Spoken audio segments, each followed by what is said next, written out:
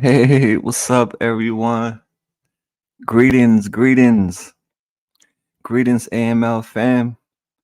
Welcome to our live chat filled with love and support. Tonight, we're here to spread kindness and stay by each other through thick and thin. Welcome to our safe space where we can share, listen, and care. So, AML fam, let's come together as a family, offering a warm embrace to everyone who needs it.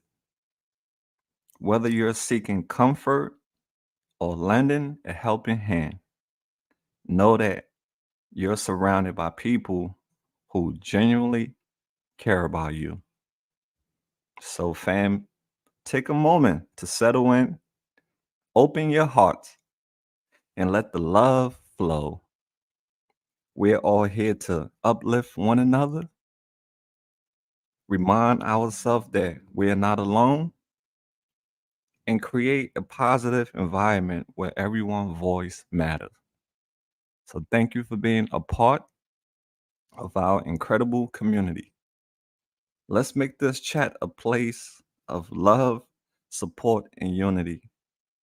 So with love and gratitude from my heart to yours, thank you. Let me see who all in the house. Shout out to Jenny. Thank you for being up. I know it's midnight in your neck of the woods, so I appreciate you being here. And our pioneer, Mary Packer, the sweetheart from Wisconsin. How you doing, Mary? Hope you're having an amazing Sunday. Shout out to Randy Pearson in the house. Thank you so much for your time, Randy. I'm very grateful for you being here today.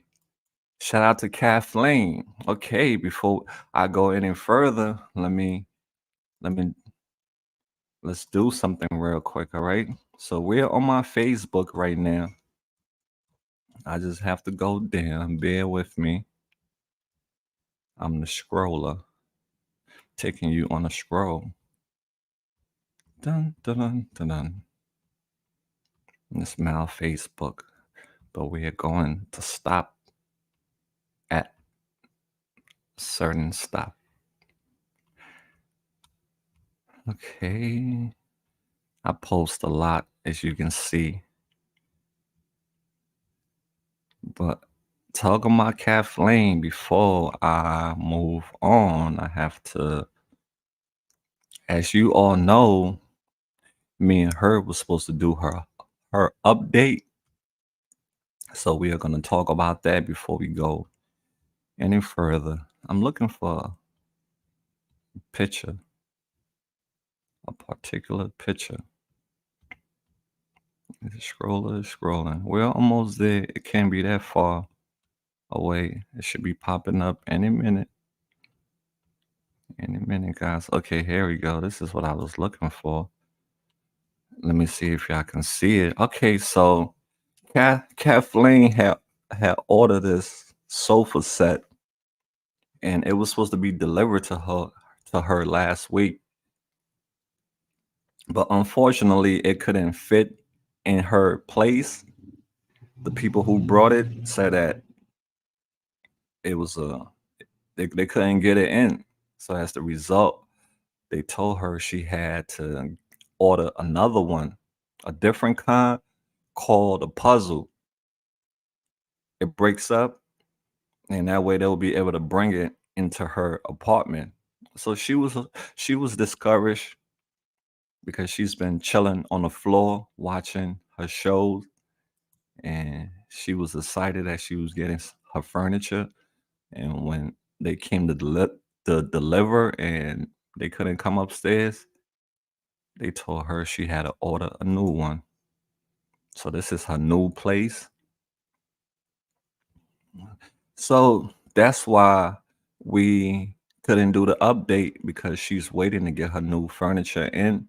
That way, she'll be comfortable, and then we'll do it. So that's just an update on Our girl, she's doing the damn thing. I'm so proud of her. She's sticking with her sobriety, sticking with her job back in her daughter life, doing amazing things. So stay tuned for our update video, which I'm sure will be dropping this month. Her furniture gets delivered on Thursday. So let's pray for our girl Kathleen to get her new furniture in her new place. I'm sure that would make her a lot happier. Okay, fam. So, all right, keep our girl Kathleen in your prayers. So let's go up. While we're here, we're gonna stop on Maya. Okay, Maya, right? I'm so happy Maya is in Florida, fam. I'm so happy. I was just praying for her to get on that train and for her not to turn back. That was my biggest fear. I was like, please, Maya, please, because she said she kept on changing the days. And I was like, after this day, I'm not going to be ready because I have stuff to do. And I sat down with her and I looked her in the eyes and I told her, Maya, I do not have a lot of patience left with you. To be honest, fam, we've been working on Maya going on 3 years and we have helped her to the best of our abilities. So I told her, Maya, this opportunity. I sing the song, the Eminem song. You only get one shot. Do not miss your chance to blow, because opportunity comes once in a life. I was very firm in telling her if she effed me over, that I'm gonna be mad with her for some time. So that's why when that day came for her to leave, the final day, and I didn't hear from her, I put that message out there online.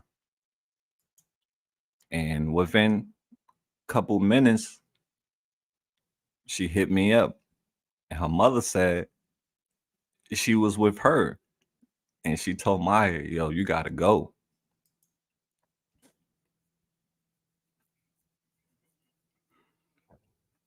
Excuse me. Yeah, she told Maya she gotta go.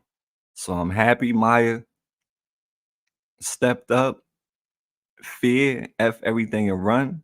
She didn't do that this time. She didn't F everything and run. She faced everything. And now she is gonna rise because she's facing her fears.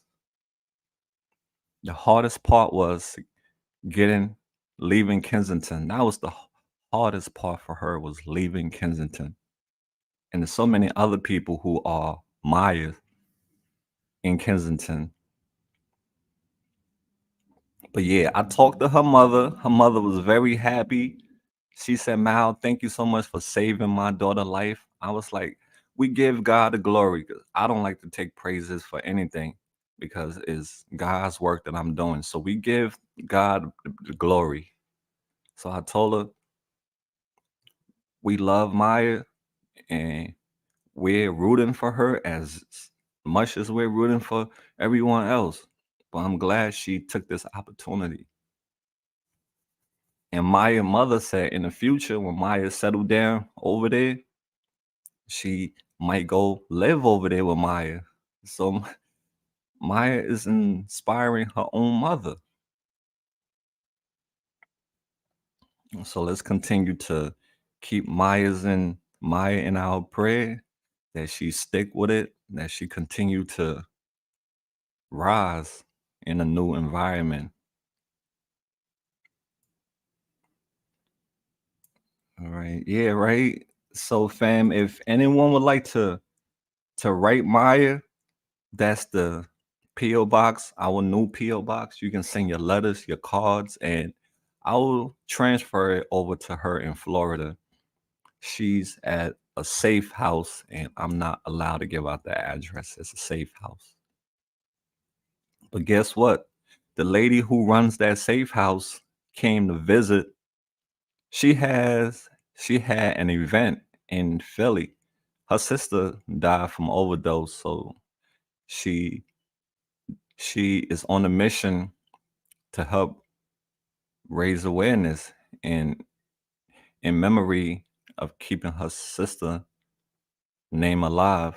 So yeah, she came down to Kensington and she paid me a visit because she was down here for an event and she wanted to see me. So that was my I had 4 events. That one yesterday I had 4 events. So the lady came, we spoke.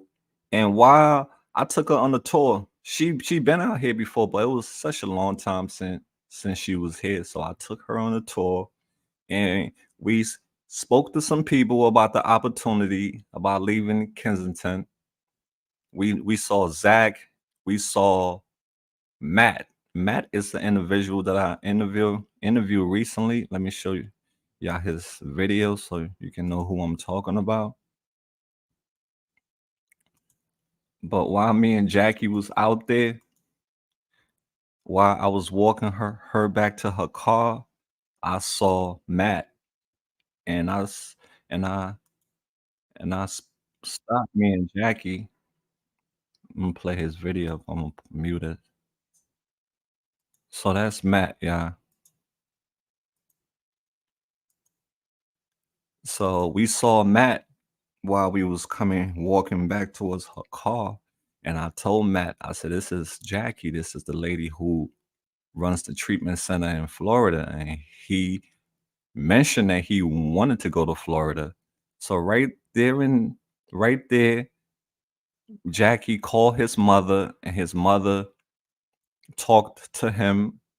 His mother talked to Jackie, and he has a plane book, a flight booked for Tuesday.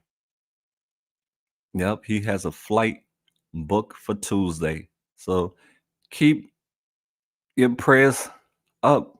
Keep them prayers up, fam. Let's pray this brother take this opportunity to turn his life around for the better. His mom, his family love him so much. I can hear the care in his mother voice as she was talking to him. Even his other family who spoke to him, they all love him. You can hear it. That mother was willing to do anything to get her son out of Kensington. So yeah, that's good news, right, fam? Another brother. Well, we gotta pray that it happened. So his mother is coming down on Tuesday to take him to the airport, and Jackie is gonna pick him up just like how she picked Maya up. She gonna do the same thing with him. So that's good news, fam, right? She came down and we saved another soul, and I just pray he gets on that flight because the hardest part is leaving Kensington. All right, so let me see who else I want to give a shout out to. Oh yeah, before I go any further, I want to give a birthday shout out to where is it? Hold on, fam. Her birthday just passed, and I give her a shout out. I get lost in my messages or in my news feed. But Mercedes, let me see, fam. Scroller is back at it. Hers is not too far away because I just seen it. Yeah, I want to give two birthday shout outs that just passed. I know we're in a new month, but I want to give these lovely ladies. Okay, one is Mercedes. I want to give Mercedes a happy belated birthday. Her birthday just passed, was on the 26th. And I also want to give a birthday shout out to Rocking Roll, our girl Rocking Roll. Her birthday just passed. Her birthday was on the 28th. And what's weird? Sh- It's a coincidence. So her birthday was 3 days ago. I'm creeping on your page, Rocky. Rock and roll. So this rock and roll right here, it says our AML fam. She is always dancing. Her birthday was on the 28th. Her birthday is the same day as my son's birthday. So her birthday is on the 28th, and my son's birthday is on the 28th. And check this out. My birthday is December 1st, and her son's birthday is December 1st. Isn't that a coincidence?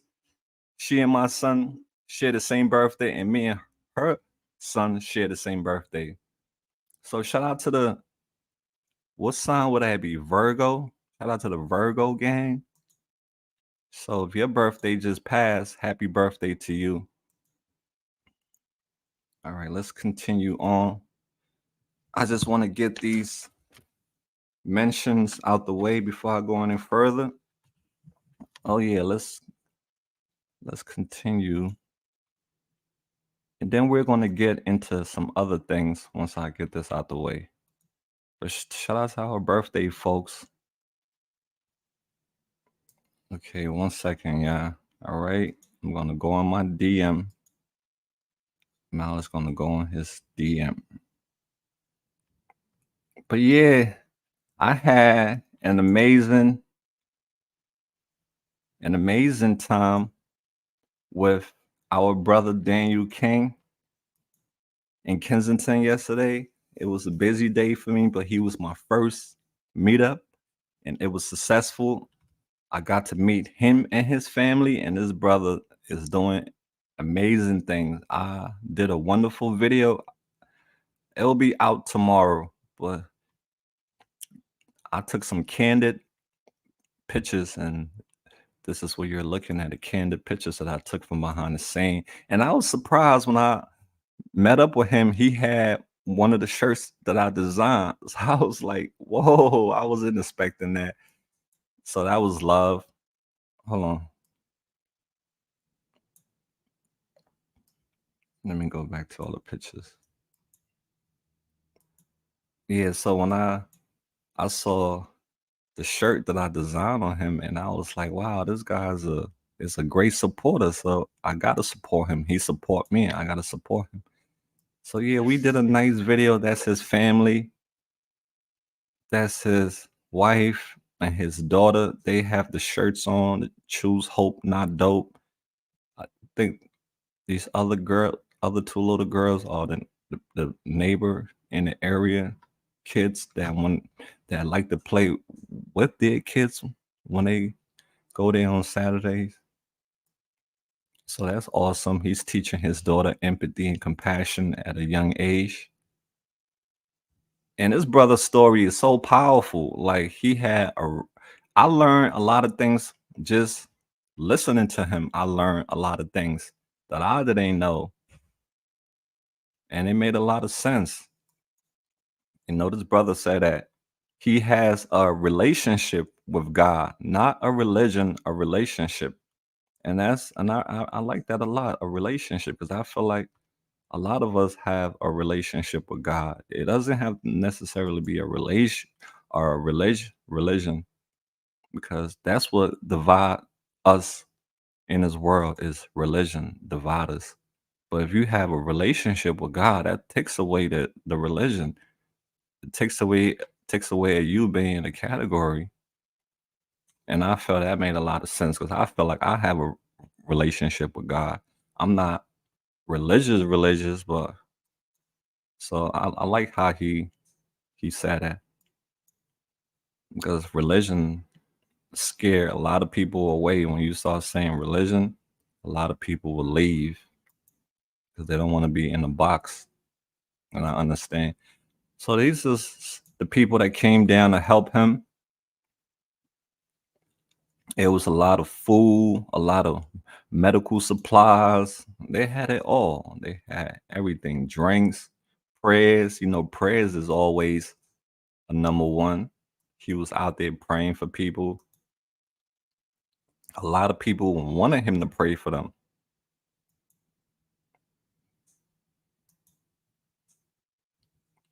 But yeah, fam, that's amazing, right?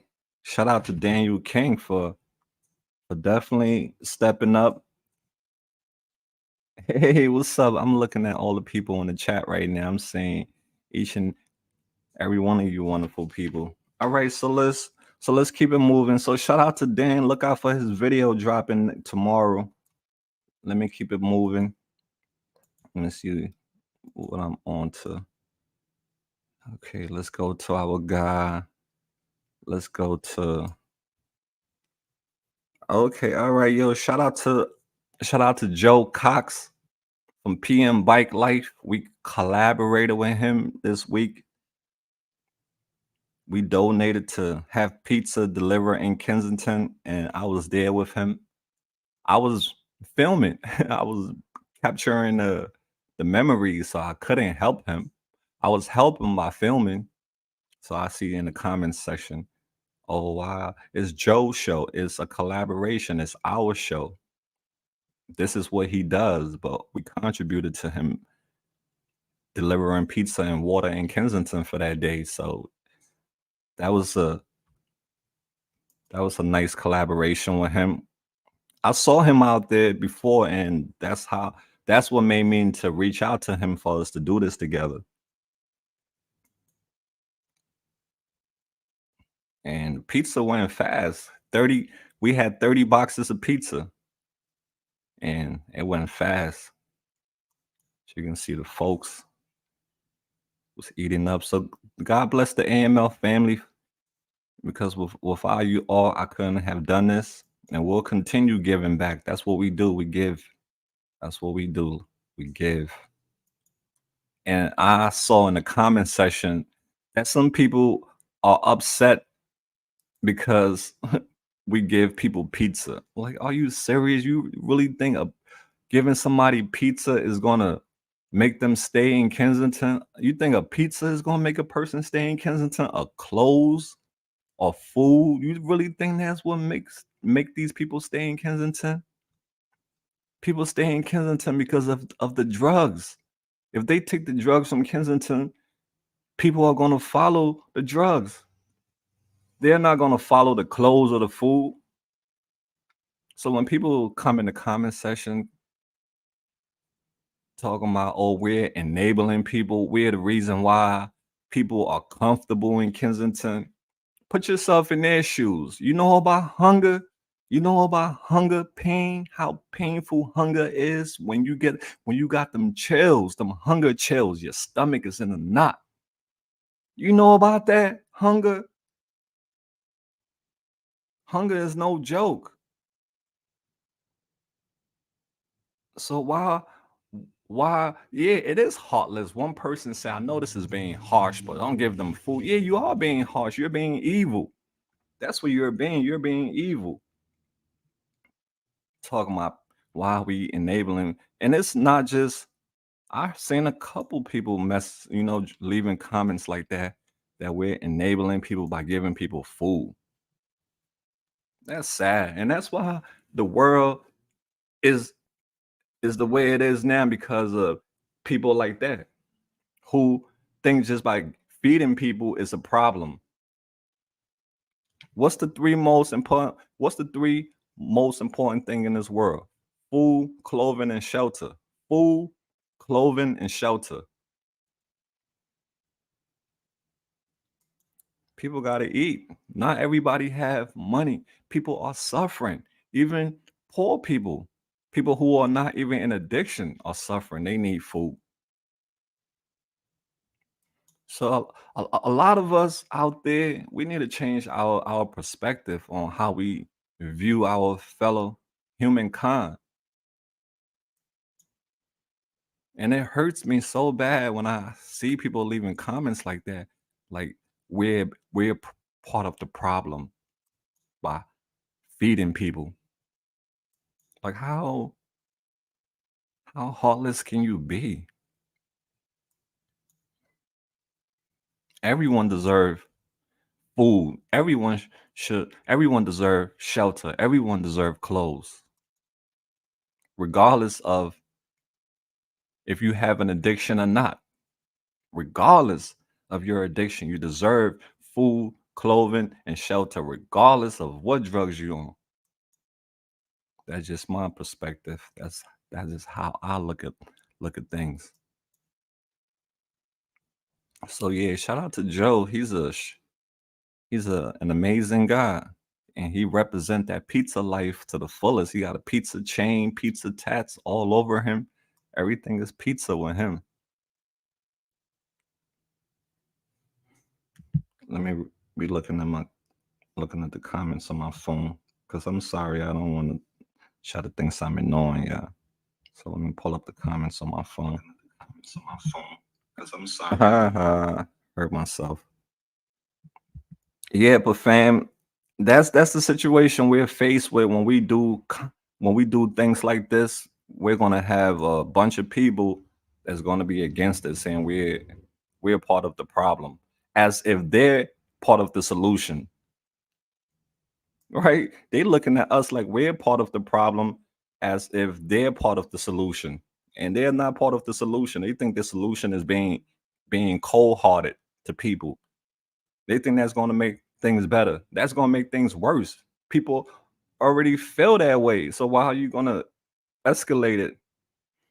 So this is what Joe said. He said, looks like a busy weekend of making smiles, giving out pizza and love. Thanks to everyone that has donated recently at AML Films. That's us. He gave us a shout out for donating, and we met up with him. So those haters out there, it's never towards my AML family, towards the haters who always throwing shots at me, saying that why am I still in the show? We collaborated and we did this together. You're being a keyboard warrior. What did you add to it? Nothing. All you added was a salty comment because you don't like to see greatness, regardless if it's Joe or it's me. It doesn't matter, right? It's about the people. But that's what I have to deal with, guys. I have to deal with a lot of negativity when I'm going through these comments, and sometimes it's like it's toxic. And I'm trying to block all these people who leaving these toxic comments because I'm tired of it.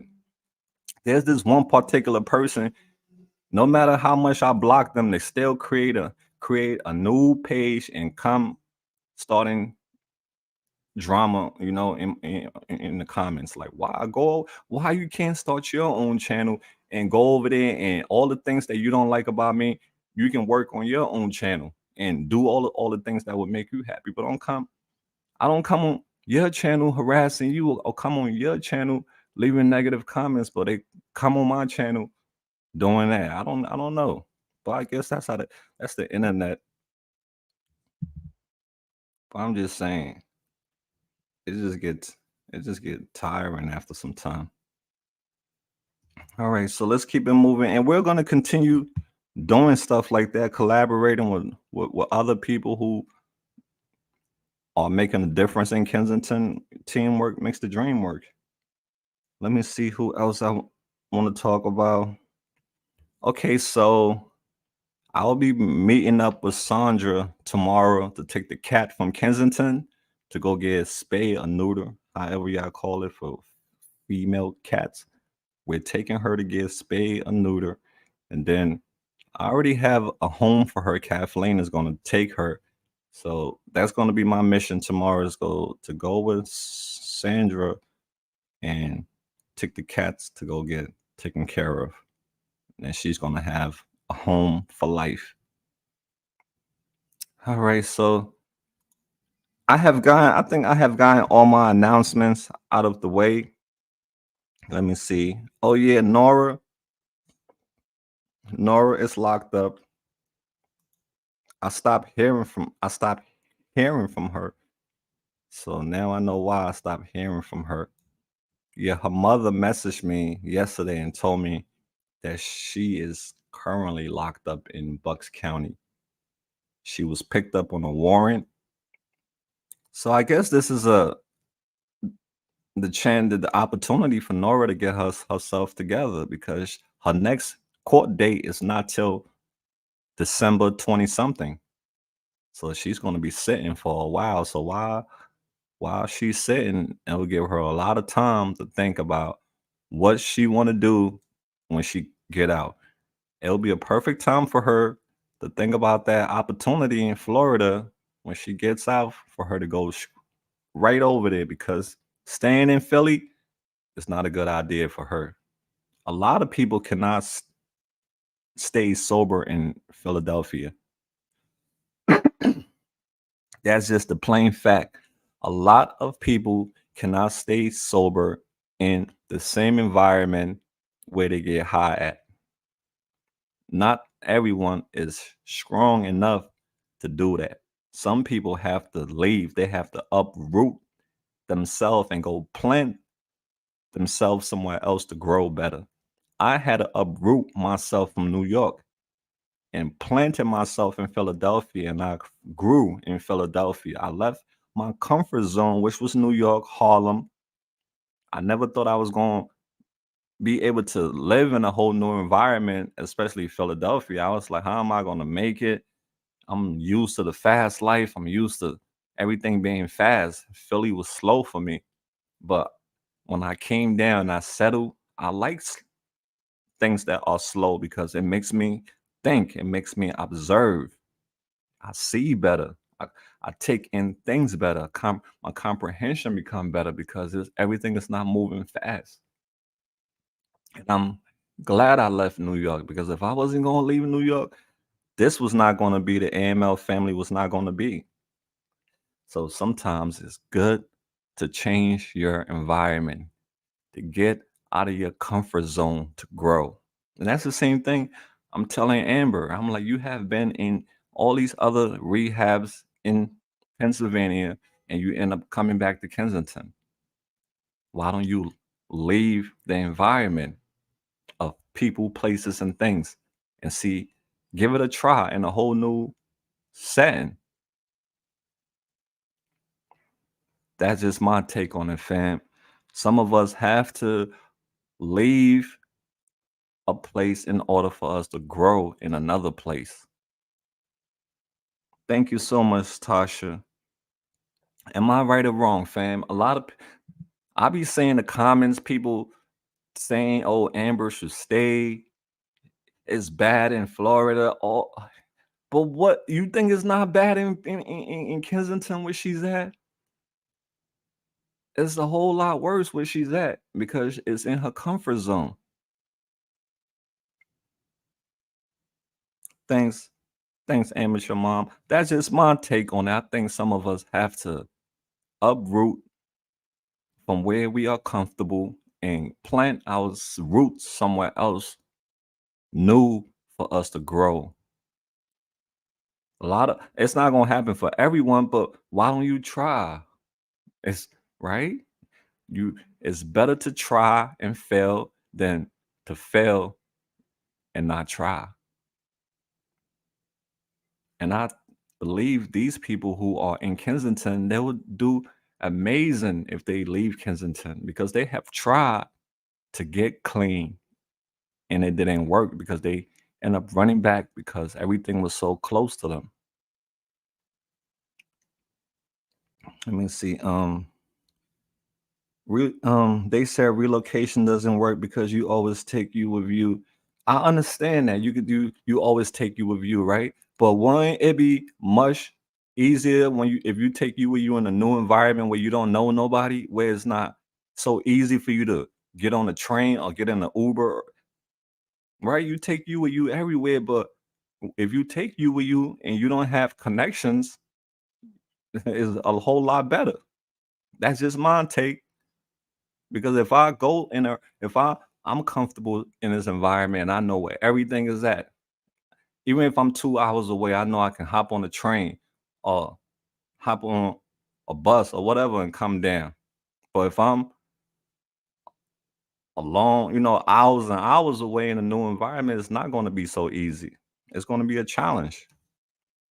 So yeah, you take you with you everywhere, but sometimes when you take you with you, it's not so easy to access certain things that you was accessing easily before. So let's just motivate people who can get it right in Kensington, right? Let's motivate those people who cannot get it right in Kensington. for them to try somewhere else. At least let them go try, and God forbid if they fail, at least they tried. Then we'll have to look for other solutions now to find out what's going on. If it's yeah, exactly. So let me see.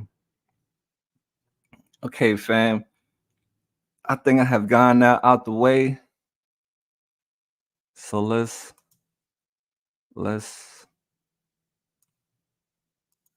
let's talk about I received a message, and I'm not sure if she's in the comments right now, but I'm going to go to her message that she sent me, and it was a collaboration. Excuse me, yeah. Let me drink some water.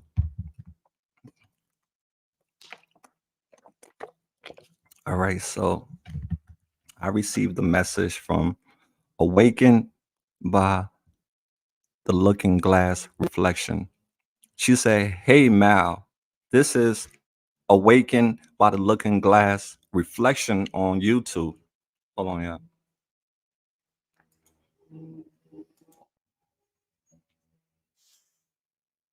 All right, she said, "Hey Mal, this is Awakened by the Looking Glass Reflection on YouTube.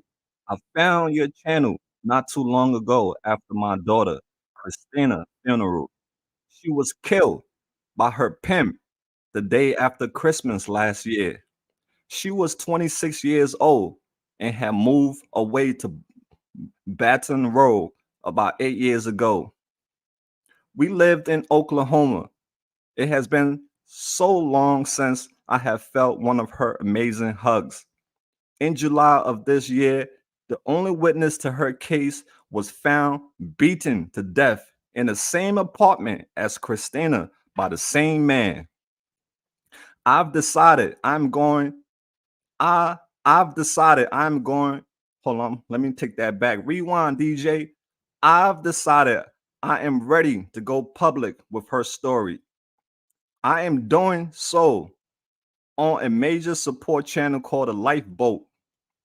They have, hold on, let me turn this music down. It's kind of distracting me. My bad, yeah. So she said, I've decided I am ready to go public with her story. I am doing so on a major support channel called the Lifeboat. They have been there with me through all of this.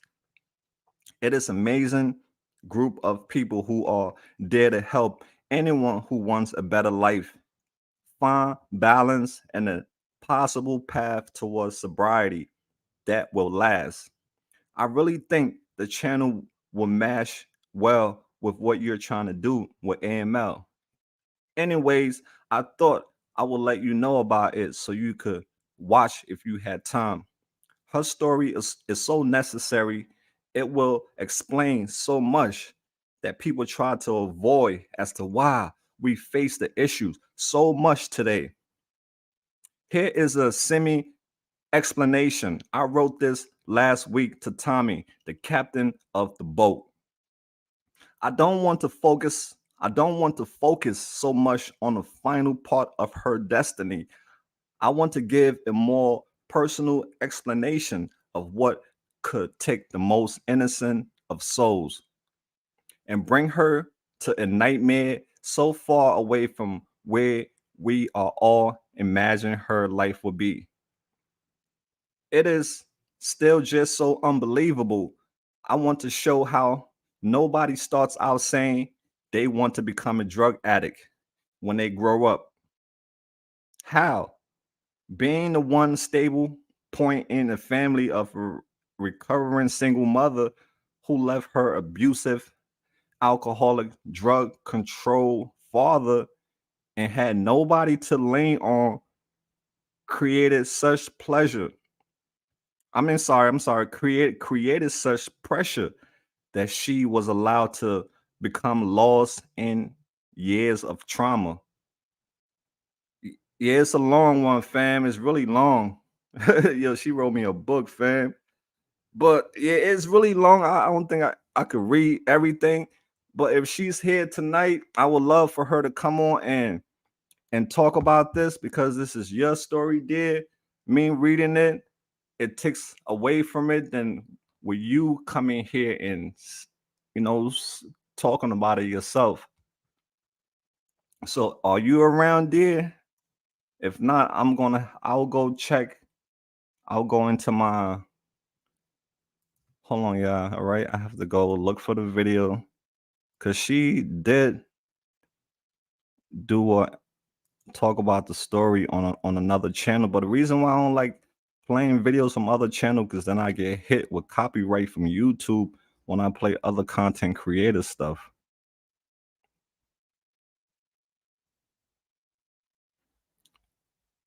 Hold on, fam. Let me find this link that she sent to me. Okay, my bad. I got lost in the sauce. But let me look at the comments. Oh, that's brilliant. I love animals. Yeah, I don't know if she's in the chat, fam, because I love for people to come and tell their story because you can tell your story better than me. So 1 second, y'all. Let me look for the because there was a long email she sent me. It was really long. I'll be here reading that thing still. But I appreciate you sending it, dear. Just that it was long. So I'm just gonna share the link with myself real quick and then we could watch it together. All right, fam, let's watch it together. I'm gonna send a link to myself.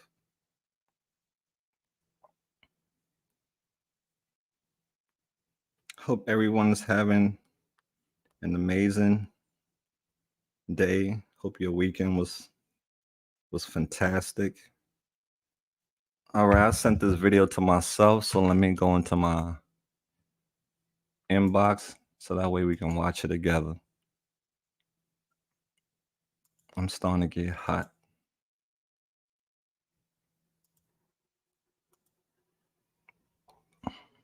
Okay.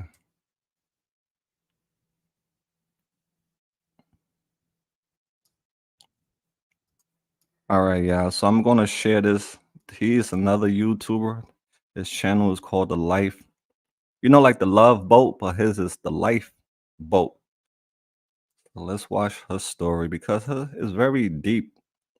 Her story, but I just want to hear it from herself. So that's her right there on the right hand side. So let me blow this up a little bit so we can listen to what she is saying. All right, fam. Probably a year or more since that night. And let's take that back so we can understand things. Number one, the lighting is not a mistake, right? This is not.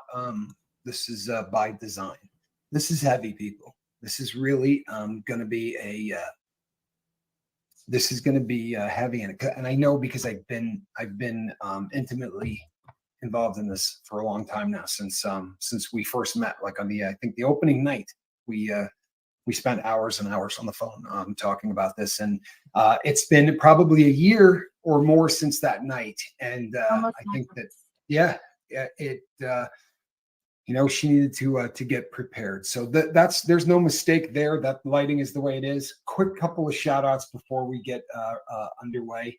Karen Oakes. Karen, congratulations. So proud of you. Karen sent me an email and is beating opiates, and it's just a beautiful thing. Doesn't mention it much in the live chat, but I wanted to shout out that super proud of Karen. That's good stuff. This, people, is the new backup squirrel. This was sent to me by our SPTV tattoo warrior, along with some really cool shirts that say "I'm on the lifeboat" with the symbol that she has tattooed on her perfectly on there. So thank you so much. Yeah, it really is epic. And you know what? I'll be really honest. I was kind of just dragging my feet because I know that in the first 3 minutes of this, that's when we're gonna see about 40% of this audience show up. Right? Usually happens in the first 3 minutes. So I do want to get this thing rolling. I don't want too many people to straggle. It would be great to have everybody here at once. We do have a pretty good start.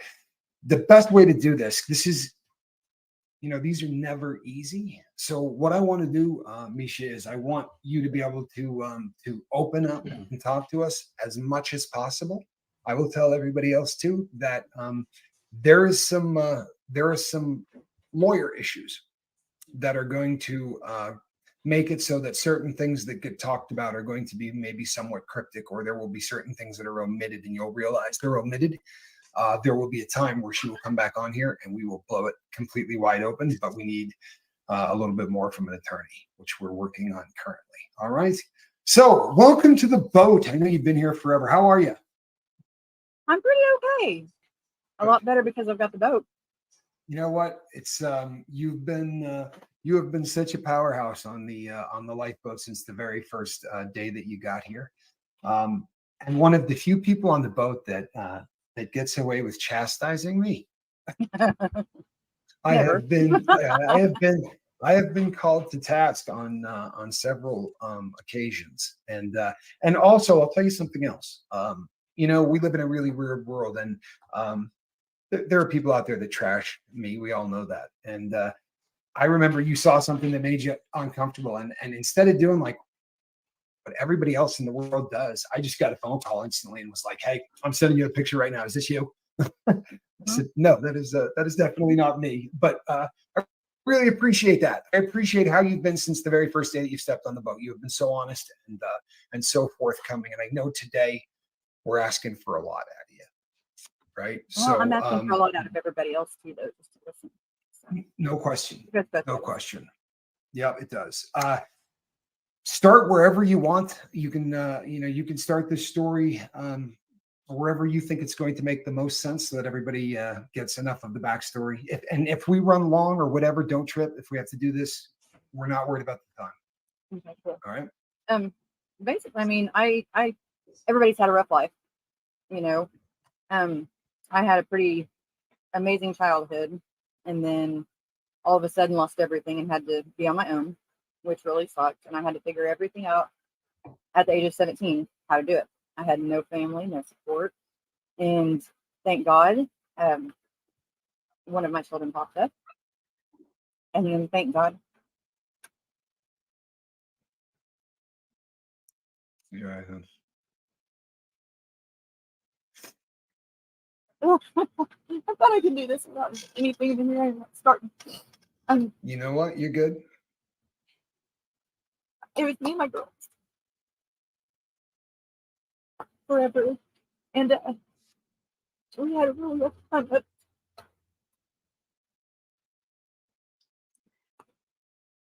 you're okay, Misha.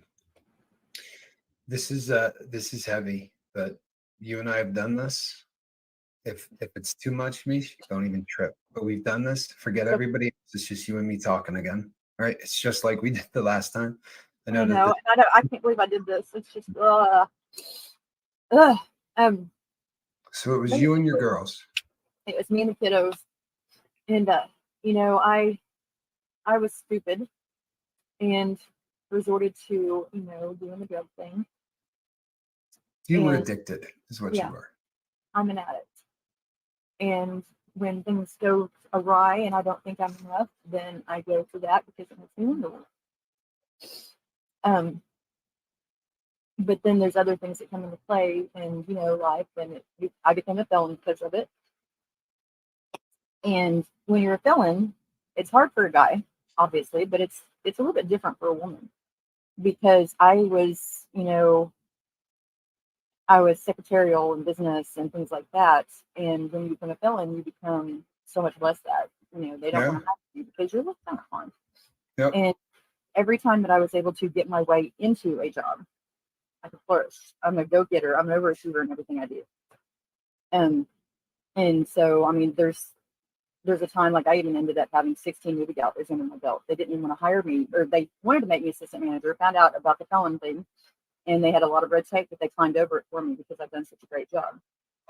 And in the end of everything, I had 16 stores, and the only reason I stopped having them is because of Red Box, all that good stuff. Right.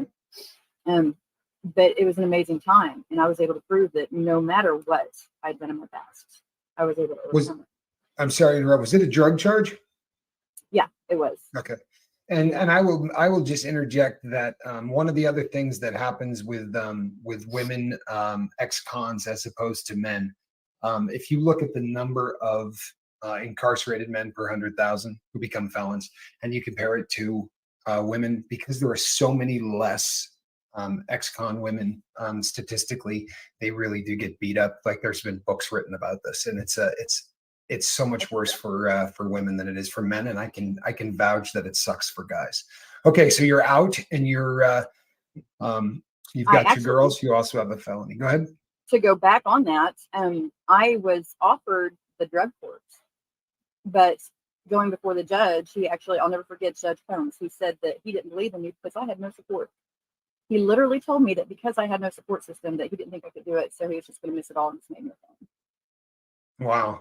Yeah, so for a long time that actually worked really well though, because I thought, don't tell me I'm not going to make it because I don't have any support. Right. He became a motivator for you. Yeah, absolutely. I had a judge like that. Absolutely had a judge like that. Yeah, I've written. Yeah, I failed drug court. I didn't make it. I had a shot at drug court, and I think I made it 21 days before I was kicked out of drug court. But you've got your girls, and you're a felon. So take us pick up from there. Went to college, loved taking them with me to school because they could see the collegiate life and how things could be. We were pretty cool. And, of course, I was blessed with very amazing children. Christina, my middle one, she was always the good one of all of us. She was our compass. She was our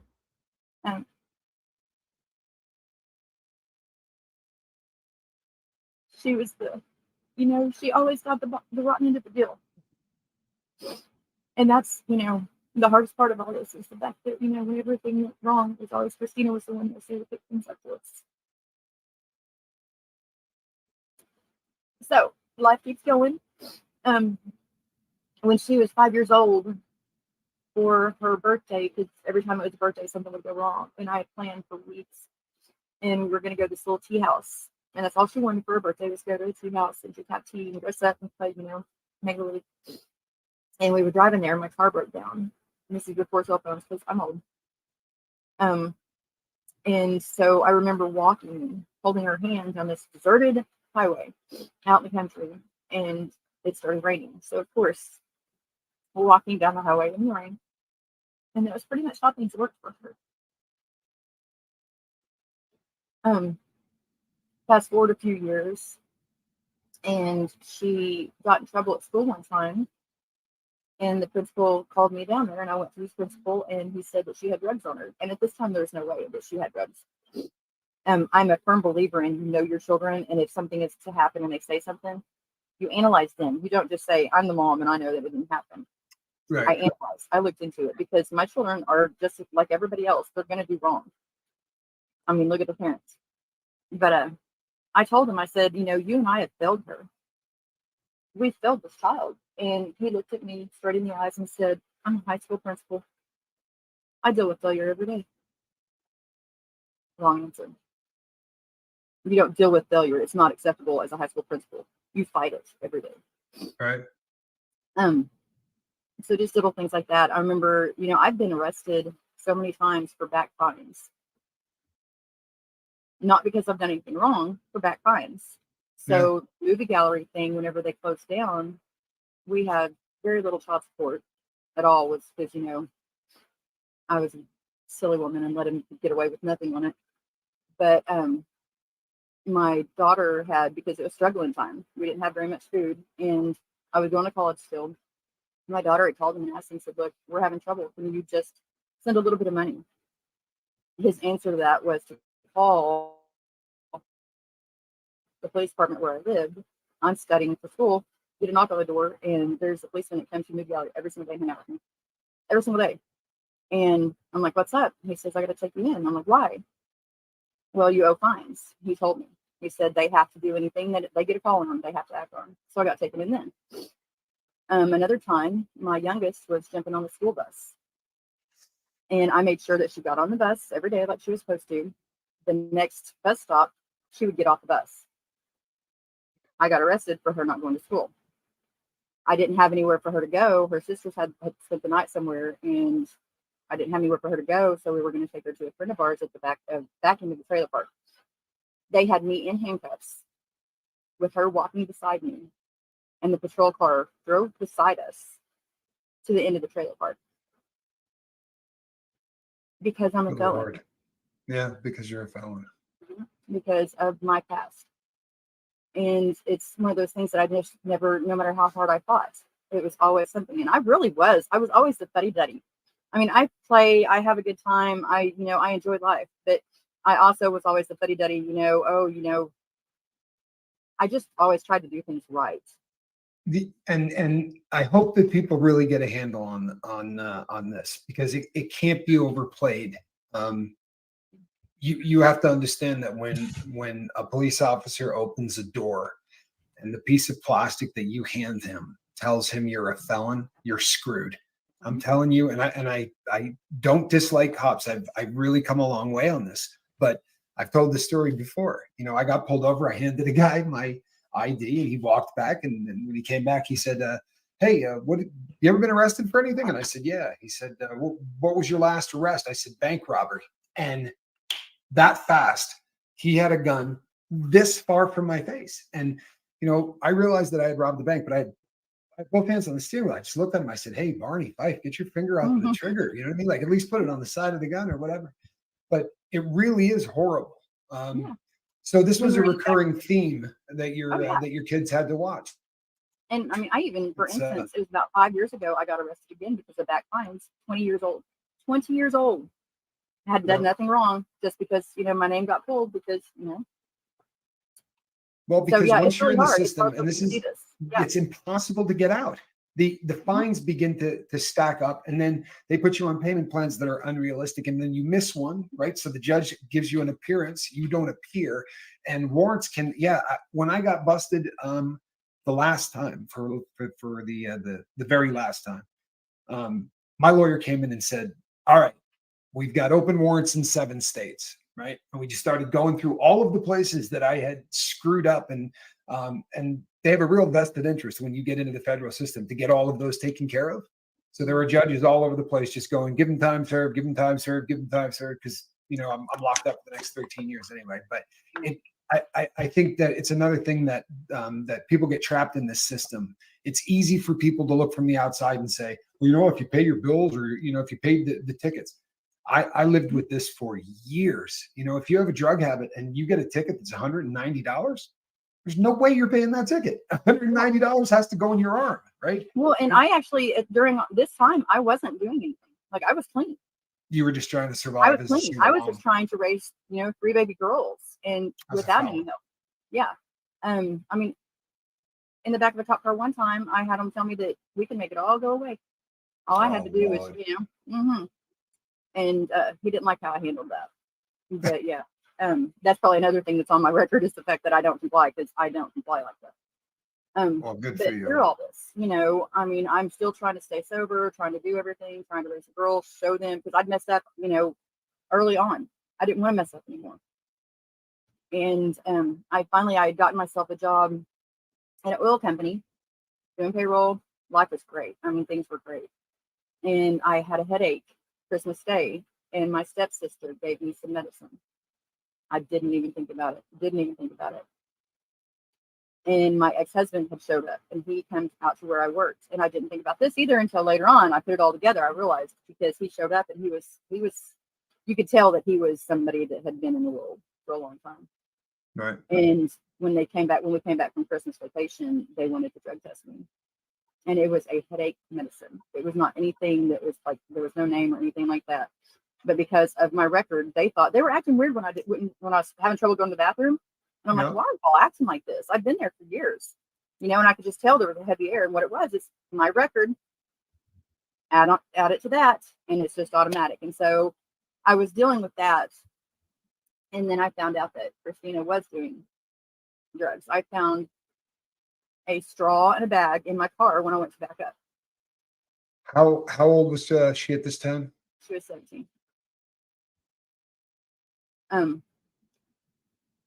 that was like such a mind-blowing thing, because how does a an addict mother, how does she stop her daughter from, it was really, really just hard. And and it was methamphetamine, correct? Mhm. Crystal meth. Okay. Yeah. I pretty much just lost it.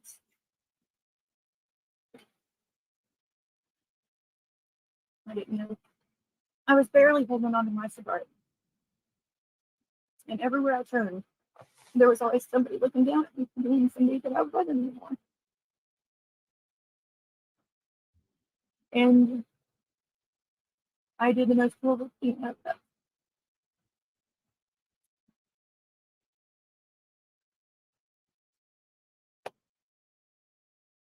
You did what we do.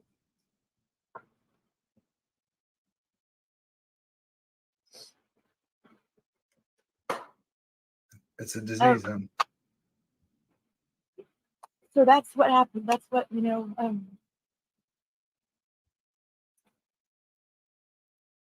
I just couldn't ever get it back because it was supposed to have just been, like a short, it should have never been. It should have never been. We So don't know how to cope, right? I mean, this was the toughest time of your life. The hardest thing for you to ever cope with, and our coping skills come by the gram. I mean, it's understandable, and I know it's hard, but you know enough about sobriety. You know as much as anyone on this boat. So in your head that this is a disease that did this, and that you weren't in your right mind, and that it is not something you control, right? Hard, really hard, and you still kick the hell out of yourself for it, and we all do. But I had 14 years at that time. Yeah, 14 years of sobriety. But so you fall off the wagon at 14 years of sobriety. What happens next? Fast forward a little bit. Excuse me. Christina wanted to get to know her father because my kids are 50% me, 50% him. And I was never going to say anything bad about their dad with me because I wouldn't say anything bad about him. And so when they turned 18, she wanted to have a relationship with him. And I just put it out there. He was such a good dad, he decided to teach her the world. I abandoned her to the world, and he taught it. And she didn't know how to handle that.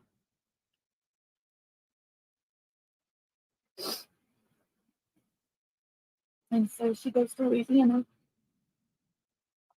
We don't have any family here, but she definitely didn't have any family there. And she got caught up really, really quickly. It's been so long since we got older.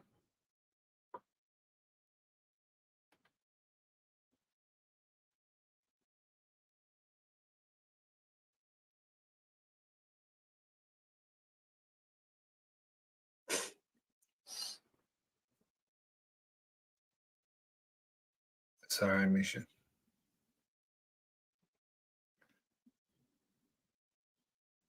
This is completely understandable. You get that.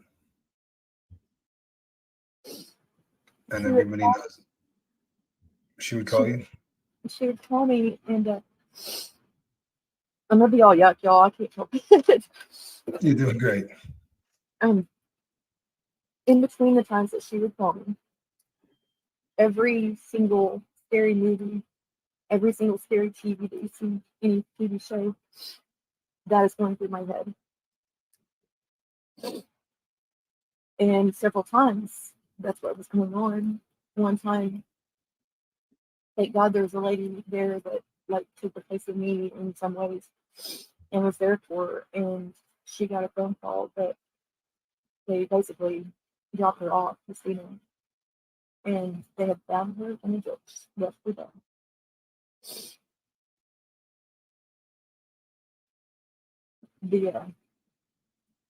The man at the hotel had kicked him out, and he said that it looked like a murder scene, like a movie, because there was so much everywhere.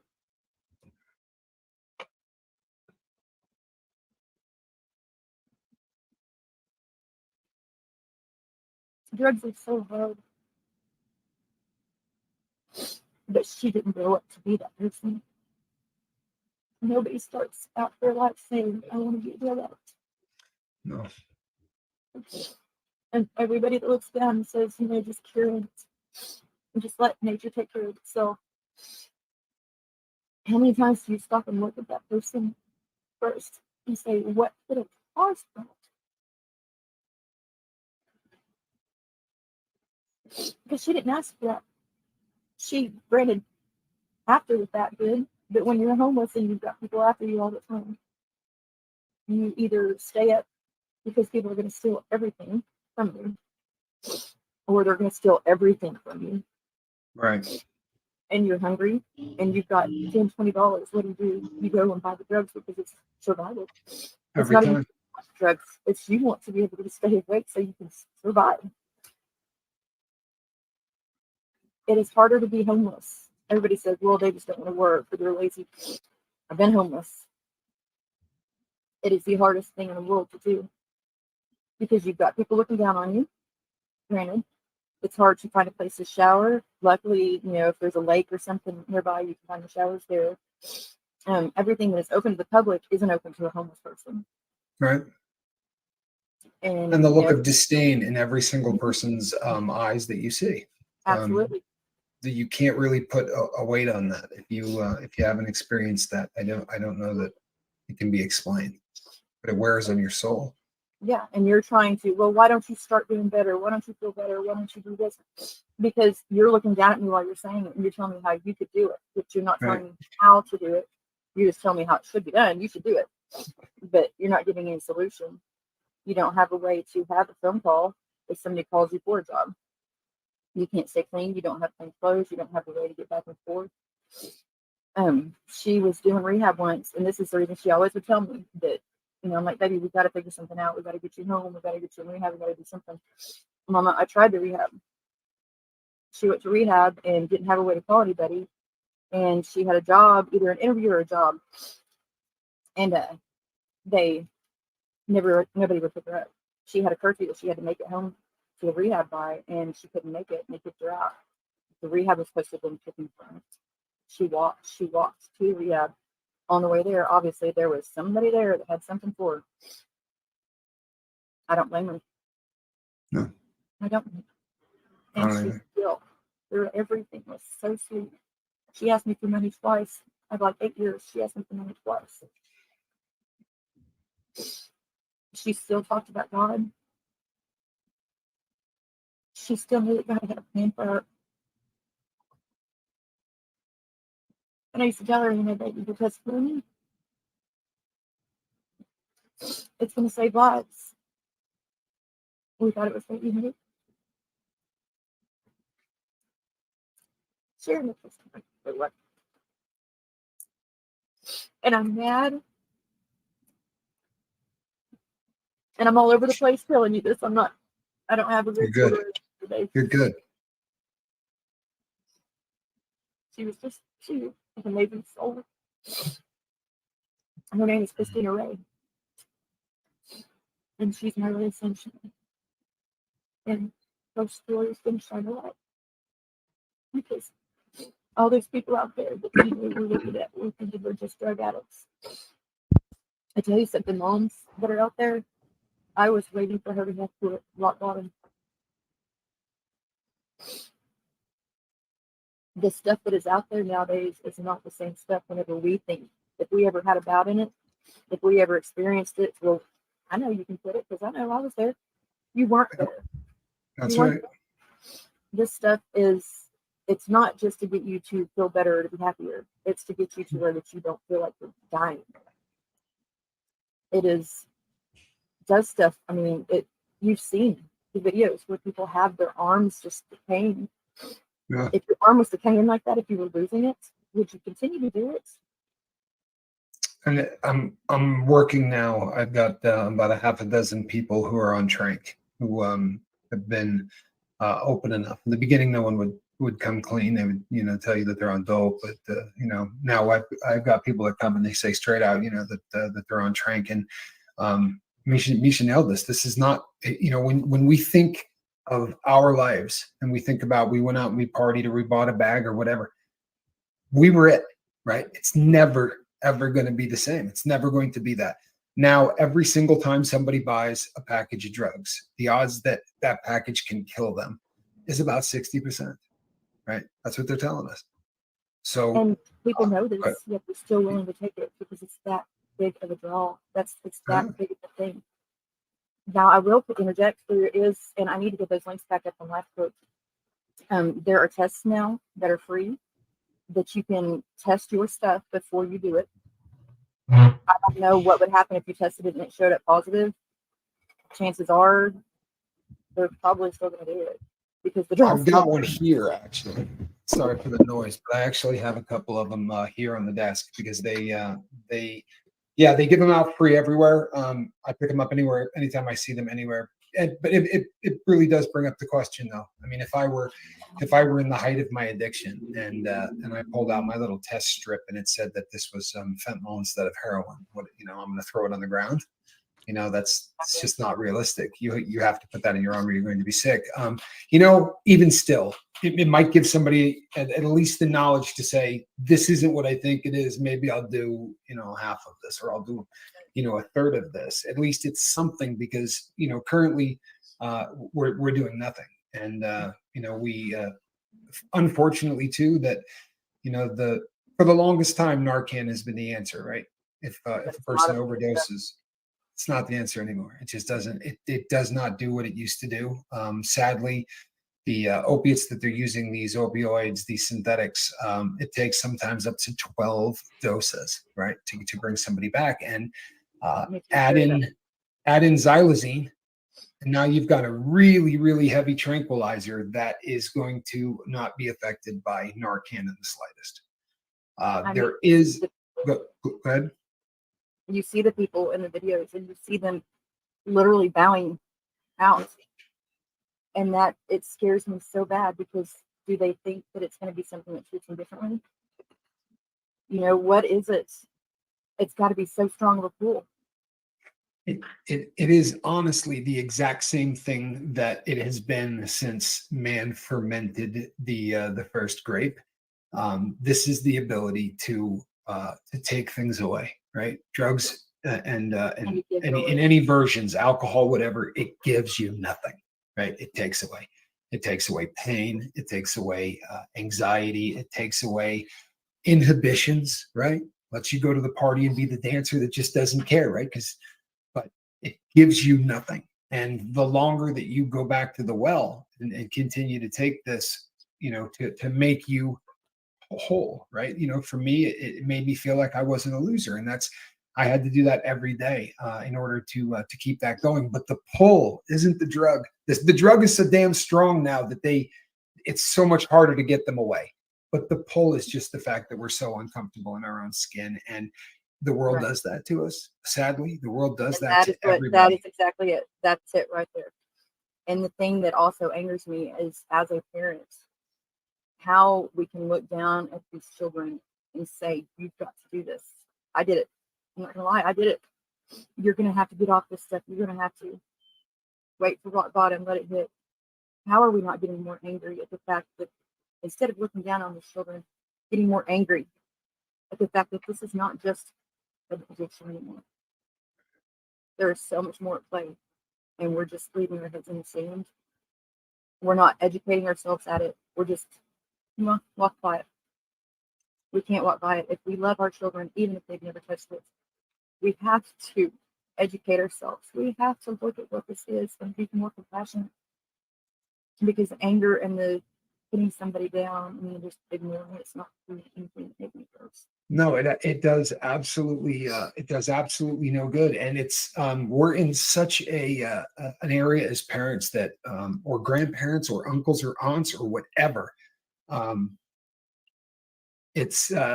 It really is the first time that if you do not take time to talk to your kids about this stuff, there is an excellent chance you're going to bury them. And it is the most frightening thing. And I don't enjoy saying it. I've made videos where that's really all I say. It was on a short. And I remember reaching out to you before I did it, because I thought to myself, this is just, But it needs to be said. You know what I mean? If you're not jumping into this right now, if you're not in this fight, the war goes on without you. I promise you, and it's just going to continue to kill people. And we have to choose a side. It's this is the face of fentanyl, right? When you hear that 350 people a day are dying of this, that just sounds like a number, right? When you were talking and you were really struggling, the comment section there was not one person that wasn't writing, please tell her that I'm giving her a hug and that we love her and that we're here for her. And you know what? It's amazing. And it's an amazing group of people here. It really is. I love the boat. I do too. I wouldn't have been able to do this at all. I'm super impressed that you came on. This took a lot of courage. A huge shout out to Quiet Girl, who has risen above and beyond. You know, she works very much like a personal assistant to me, and I am not an organized individual, and I'm probably honestly one of the most difficult people in the entire world to do things with, because my brain works in a very unusual way, and she's just patient and lovely. She made this happen, and you know, she's done so much to help so many people that are struggling. And Misha, the ripples from this are going to go out forever. People, there is more to this case that sadly we are hamstrung in the ability to talk about. But what I think is fair to say is that there are some very serious questions to exactly how the last of her life was, and there's reason to believe that the people whose job it is to determine that haven't really done a very good job of it. Did I do all right? We're not pushing. We're not pushing too hard. I think that's about what we can get away with. I want to touch a little bit on a few things, just because I think it's necessary. When she would call, I was okay for that time when I was talking to her. Other than that, my life is a living hell, and it got very easy for me to put off things, the importance of what was being said, because I heard it and then lived through it, and then I heard it and then I lived through it, and heard it and lived through it. As a mother, we have to listen, and there's so many people that get on and say, how can I do this if it's ruining my life? How can should I just let it go? Should I just walk away? My daughter told me pretty much what was going to happen without telling me, and I should have, as a mother, caught onto it. But I put myself in there, and I didn't listen like I needed to, because it had happened so many times. We as parents can't walk away. It's hard. It puts so much on your life, but you have to be willing to let them know that you're there. My baby girl was coming home. She had done everything, and it's been confirmed by the actual person that took my baby girl. It's been confirmed. She was on her way home, and so if you wait for that rock bottom, if you wait for her to do it, bring it back right then. Don't let it delay. Don't let it delay. Because there's so many forces out there. You know, the tough love thing. I think if everybody could define tough love as when you grab your kid, you hug him, and you say, you know what, I'm not going to let this one get you. Right. So no matter what that means, no matter what that means, it might mean that I'm not going to let go of your belt loop for the next 7 months. It might mean that I'm going to take your bathroom door off of the hinges. Right. It might mean that you are going to walk to school with me embarrassing you the entire way, because I'm going to be right next to you. Right. Whatever that means. But tough love is not walking away. And there are people who do this, and I've tried to counsel them afterwards, because it does not ever end well. And you don't want to bring your child home the way that I had to. Yeah. And you know, I met you that day. I met you the day that you were trying to make arrangements to bring her daughter home, and it was we met on a different channel. We weren't even on the boat. We were in the comment section of another channel, and I just said, please reach out to me. You know, she had said that she had lost a daughter to a fentanyl overdose, and I said, please reach out to the lifeboat. And honestly, I feel blessed to have been a part of this journey. And there's one thing I really want to say, and I know that every single person here wants to scream it at the top of their lungs, right? So I'm going to say it. It's not your fault. You understand that, right? You get that? I think we all have our parts to play. Well, and I think that we have to be a little bit more obvious to what we vote out there. I love it. I really do. I love it. But you didn't do this, right? You didn't, and you can spend the rest of your life kicking the ever-loving crap out of yourself for this. I think this is a huge step. Crap out of everybody that is responsible that's not doing their job. I will walk with you on that journey to the entire time. And I know that there was a question brought up about that, and I said through an intermediary, but I will tell you directly that I will go wherever you need to go, and I'll be there in person, and I absolutely would be honored. And I told her that today, but make no mistake, I'm gonna ride this one out with you to the very end of it. This is the hardest thing in the entire world for any parent, right? There's no way to make anybody understand. I don't. I promise you, I don't. Thank God. Thank God. Yeah, thank God.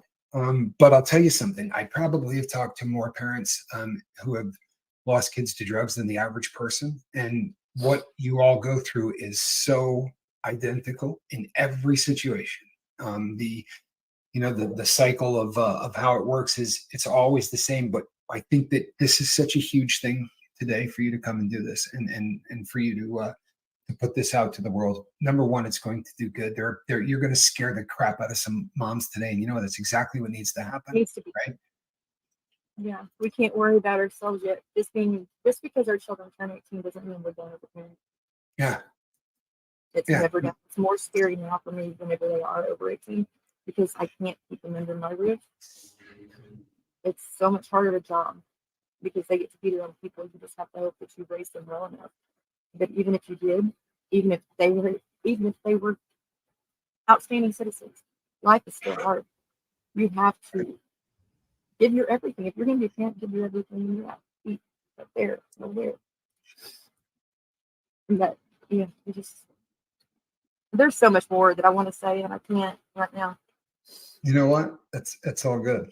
It really is. It's all good. And again, very, very impressed that you've been able to come out and do this. And you know what, people, you do. We can't scare people enough on this. We can't. This is, and I'm sorry to turn this into this, but before anybody judges me, Nisha and I have had very long conversations about this. This is really an attack. When the product gets stronger and kills the people that you're selling it to, you back off. You make it weaker, right? And the reason you do that is so that they can continue to buy product from you, because that's how you make money. Drug dealers, in theory, doesn't want people to die over because then there's attention brought to them. All kinds of it. It's the worst thing that can happen to a drug dealer. Now, in major cities where they've got 40 guys out on street corners, you know, it's not a huge deal if one person, but if a person ODs, you back down. I spent 30 years on this garbage. Anytime somebody OD'd, the dope would instantly get weaker because everybody wanted to not kill their customer base. Every single batch that's coming across the border that they find is stronger than the previous one. And they're not just finding it in the bigger places. They're finding it everywhere. The little town that I grew up in, right, which had never when I went to college there in the 80s, they had never had a heroin bust in the state. It is now the fastest growing state in the U.S. in terms of how fast the opioid epidemic is growing in that state. There's no such thing as a border state anymore, right? Every place in the U.S. is a border state. You can get this stuff anywhere. There's a fantastic book called Wonderland. It's written by a reporter named John Quinones, and he studied how this happened. And it's there's no politics in this book at all. This is just a cat that, that chased down exactly how this started and how we went from, when I started doing this, you had to know somebody, and then you had to drive and you would go to this person's house and you would page them and they would tell you. And then it got to a point where you make a phone call and in 10 minutes the dope will be there, right? They're Pizza Hut, right? And the product is the same every single time. It's packaged the same every single time. And it has become a machine. And if you were to take the amount of money that they're generating, they would be on the Forbes 500 list. In fact, they'd be in the top 5, right? Well, and that's what I eventually will come out and talk about, because there's a lot more to the story. There's a lot of places, yeah, there really is. And I'll tell you this too, real quick, everybody. I'm not cutting her off, but because I know where this is going, I'm gonna. we talked at length today, and there was even some talk. I was talking to my assistant, and I said, you know what, should we do this, or should we wait until we've really had our sit down with the attorney so that we can really, and this is what it comes to, people. It's been a really long time coming. There was no chance on God's green earth I was going to say to you, you know what you need to do is wait a little bit longer. It takes a lot to make a decision to do something like this. So the fact that we didn't for so long, that thing was quiet for so long, it wasn't even that. Yeah. I mean, people got we'll be back. We'll be back after we meet with the attorney, because no, I'm not talking about that one, Amy.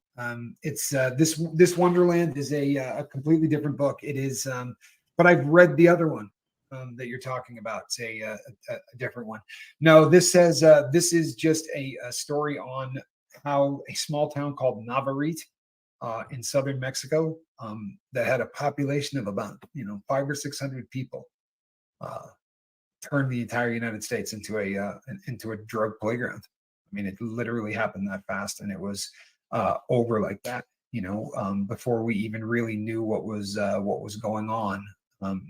It was almost all over, and the product continues to get stronger, and there's more of it, and it continues to get cheaper. I mean, if you look at this from, just we're drug users, right? We spent our entire life in the drug game, and you just look at this stuff and go, let me get this straight. You're making it stronger, and you're cutting the price, right?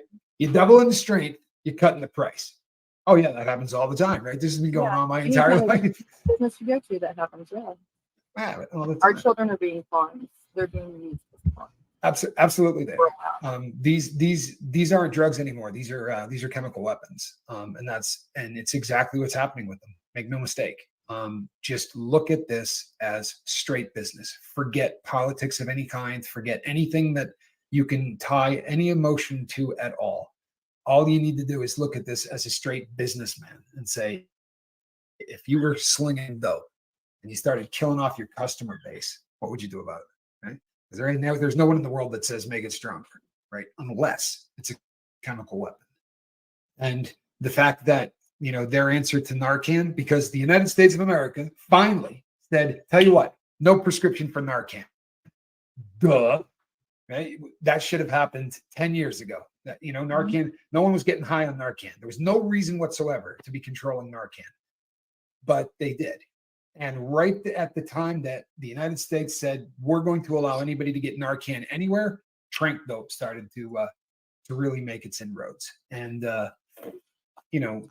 this is definitely not what it looks like. And I'm looking forward to coming back on here with you when we can straight blow this out. I think this story is so much scarier than you guys can possibly imagine. It really is. But I promise you, this is just the beginning. But unfortunately, we weren't able to talk to an attorney beforehand, and it takes something to come on here and talk about a drug habit. It takes something to come on here and talk about losing a child. I certainly could not postpone this thing. I love you. I really do. So much aside from just being a crew member of the boat or whatever. I mean, I love everybody on the lifeboat. I really do. But you and I have spent plenty of time talking with one another. And I think from day one, you know what I mean? Like we kind of we kind of assisted and brothered this thing from Jump Street. We linked up at a very, very unique time, I think, in your life, and I was happy as hell that the boat was there when it was. So Yeah, you're pretty much stuck with me. yeah, there's no doubt about that. And I've joked about this with other people, you know, where they say, you know, where do you see yourself 15 years down the road? And I'm like, there's like 5 people that I can name off the top of my head that there's absolutely no way I can stop doing this. They'll just come get me. You know what I mean? Like, and you're definitely high on that list. You're and I'll tell you, you have access probably that other people don't. But it's because you know, again, how we met, and people, I bet, am I exaggerating? I think we probably went about 5 hours. Like we had a really long phone call. It was that phone call. There's been more. yeah, exactly. There's been many like it, but the first night we were on there for about 5 hours, and I think the both of us probably spent about 2 of them crying. It's I think you need a new perception. Could be. I'm not sure what that. Yeah, all this is on purpose. This is Yes. I kind of Yeah, we talked about this. We talked about this in the beginning. We even talked about there was a large floppy hat discussed. There were some other things. Several, actually. Several, right? Here's the deal. What we wanted was to do everything within our power to make sure that this is something that you are as comfortable as possible in. And that's it too. That's, you know, the being able to be almost anonymous, because for so long I held that because I was worried about what I had allowed myself to turn into, and I had a real problem with that. But I reached into my tool set, and one of the things that I did was I pulled out a pair of glasses and a few floppy hats, and if that's what it takes, if anybody feels like they can't come out and they can't share and they can't do what they want to do, then we have ways around it. Yeah, absolutely. Absolutely. It's a great point. Right before we went live, I said to her, you know, honey, you can put a picture up. Like, I don't, you know, you do not have to appear in this at all. And no I blame Quiet Girl. Right? Exactly. I blame Quiet Girl too. She was holding your hand at a very long distance as we were doing that. I'm well aware of that. And I certainly appreciate her efforts. But please hear that, people. If there's a story that you think that you feel you have to get out, someday it is it. Sometimes it's a very difficult thing to allow something to stay inside you, right? I joke about this all the time, but when you're talking about something as heavy as this, the more that you can get this out, the more that you can share this, and the more that you start to believe that something fantastic is going to come of this, it really does make a difference. And I'm telling you right now, Misha, there are going to be moms and dads who are going to hear this a year from now, 2 years from now, 3 years from now, and there will be lives saved because of this. And that's really got to make you feel good, right? It's one of those things that makes it worth the price of admission, huh? You know, there's a reason why we go through what we go through. And anybody that's out there that needs to be able to have that connection, that needs help. I haven't went through everything, but I've went through, and I'll go through it with you. I love this boat. I love this boat. I really do. I want to thank you so much for the courage to come on. You know what? Early on, Jeanette Alley, I believe the last name is Squires. Thank you so much for the super chat. Really appreciate it. If I missed any, I am really sorry. I kind of got. I didn't read a lot of comments today, peeps. I apologize for that. But there'll be plenty of time for things like that. Do me a huge favor, because I always, every single time I do an interview, I say to myself before I do it, I'm gonna remember this time, and then I never do it. Right? It takes 24 hours for the live chat to be live again, so that you can read what happened. If you don't click off of it right before we end tonight, you'll be able to go all the way back to the beginning, and you'll be able to read. And I think it would do I think it would do you wonders. I can't do that tonight Yeah. because I only have this up. I didn't pull up to YouTube. I didn't want anything to miss it. But that's okay. 24 hours from now, there are some really beautiful there's some really beautiful things that were said by some really beautiful people. I had felt and known that I was going to be supported. I had no doubt. No doubt. How's that? Thank you. Stephen pretty much I think sums that up. We want more Misha. You will get more Misha. We definitely have got a I'm telling you folks, this isn't the story. This is the laying the groundwork. Blah, blah, blah. Yeah, this is us laying the groundwork for one of the most bizarre things that you're ever going to. This is going to get a lot of people's attention. But you know what? I think we did it right, and she's coming back. I promise. We did perfect. It's time I think so. I think so. We love you, Misha. Yeah, you really got a lot of really, really beautiful comments.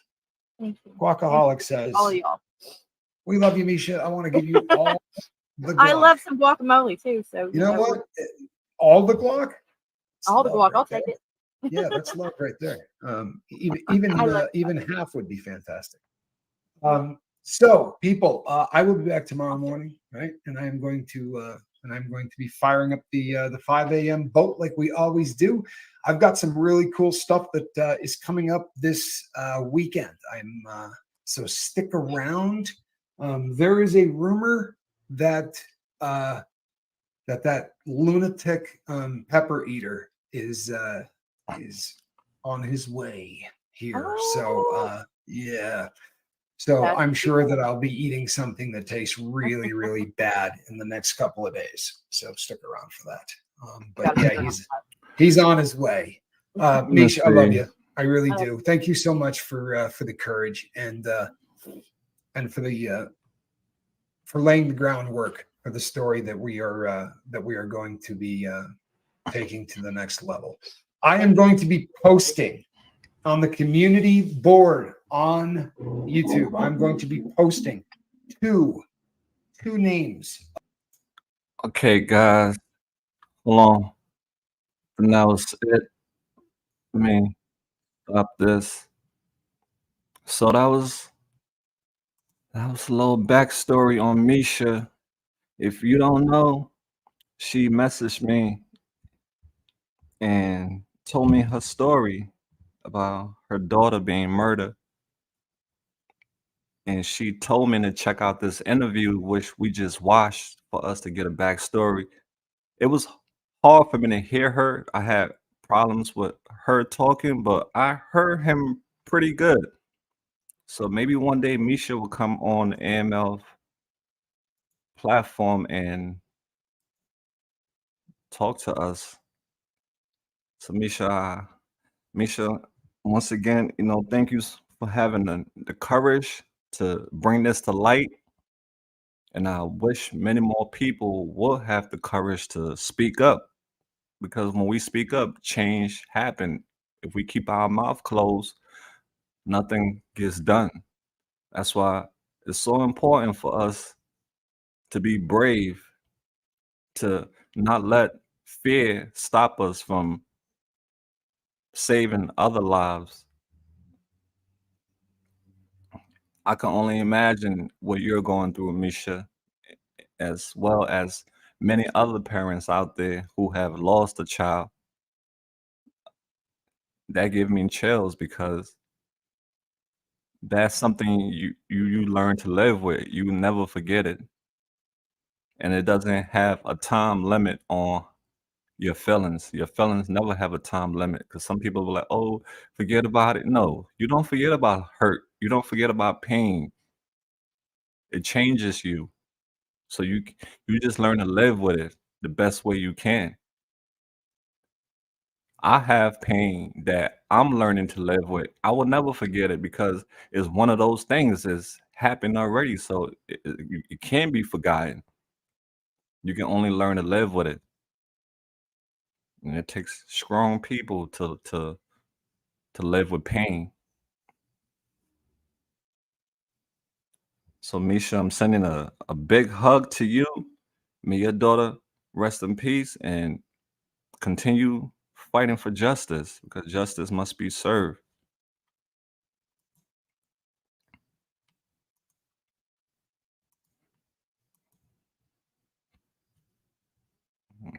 It's not easy. I wish for tomorrow and for the rest of the days to come, I wish your heart be free of sadness, free of worry. To all my peoples out there that are sick, I pray you be free of illness. Hope you receive more blessings and less stressing. Oh, I like that one. That's gonna be my new one. More blessing and less stressing. Let me see where we at. Yeah, Misha, thank you so much for being courageous and speaking up. Your daughter is proud of you. Trust that. She's very proud of you. And what you're doing is amazing by being the voice for so many other people who don't want to speak up. Because a lot of us are, you know, we have social anxiety. We have, we get butterflies in our stomach. We get goosebumps when we have to speak up. Like myself, I have to go to the bathroom and use the enforce myself. That's how bad it gets. Anxiety and those things, being anxious and what comes with it. To speak up takes a great person to speak to the masses. And even though you don't want to speak, not you, Misha, those who are listening, you don't want to speak. That's why we're here. We're here to speak for you. I'm opening the line. I'm opening the hotline, the AML fam hotline. Drop the number right now. You can call if you're not tech savvy. Hit the line up. Call me. What's on your mind? You want to say anything to Misha? You have anything you want to talk about? What's up?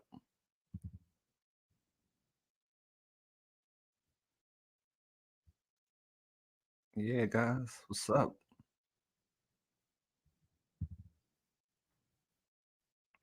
We're here to provide you some emotional support. That's what this number is for, is to provide emotional support. If you're feeling lonely, feeling stressed, anxious, or overwhelmed, call this number. Either I'll pick up or someone from the AML family will pick up and talk to you. If not, leave a message. We'll get back to you.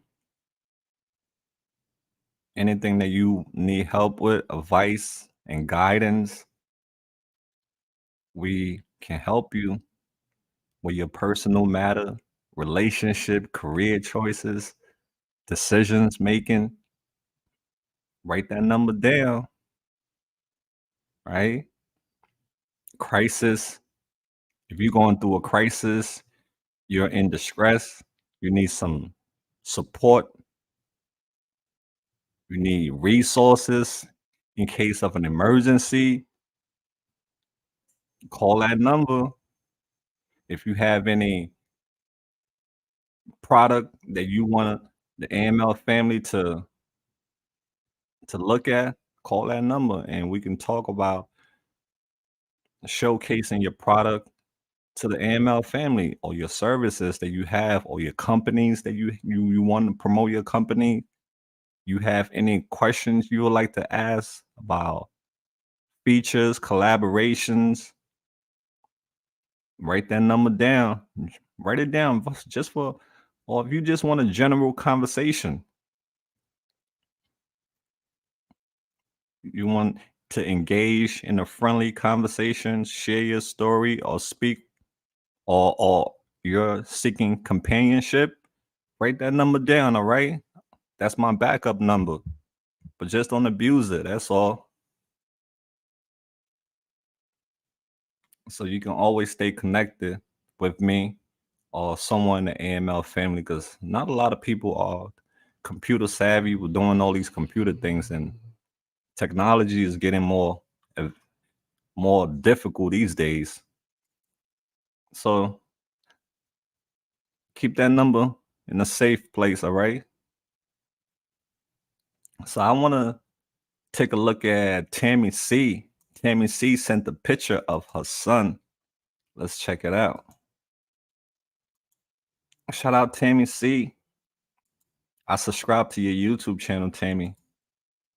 Yeah, Mal, subscribe to your channel. So that's Tammy C. Let's go down. Let me so let's see. She said, let me see the email. Tammy.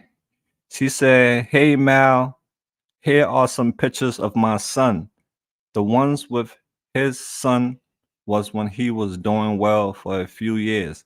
Thank you for all you do for the lost and the sick." Oh, so this is her son in the middle.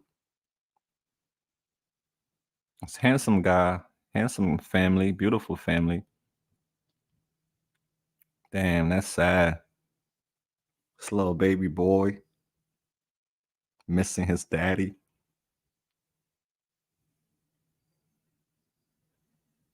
Us dads, us fathers, we have to be in our son's life. We have to be in our son lives. They really need guidance, especially in this generation that we're in. They need guidance because they are misguided. So many misguided children out there. So I guess that's when he was wanted. If you know anything about, I'll definitely keep an eye out for your son when I'm out in Kensington, Tammy.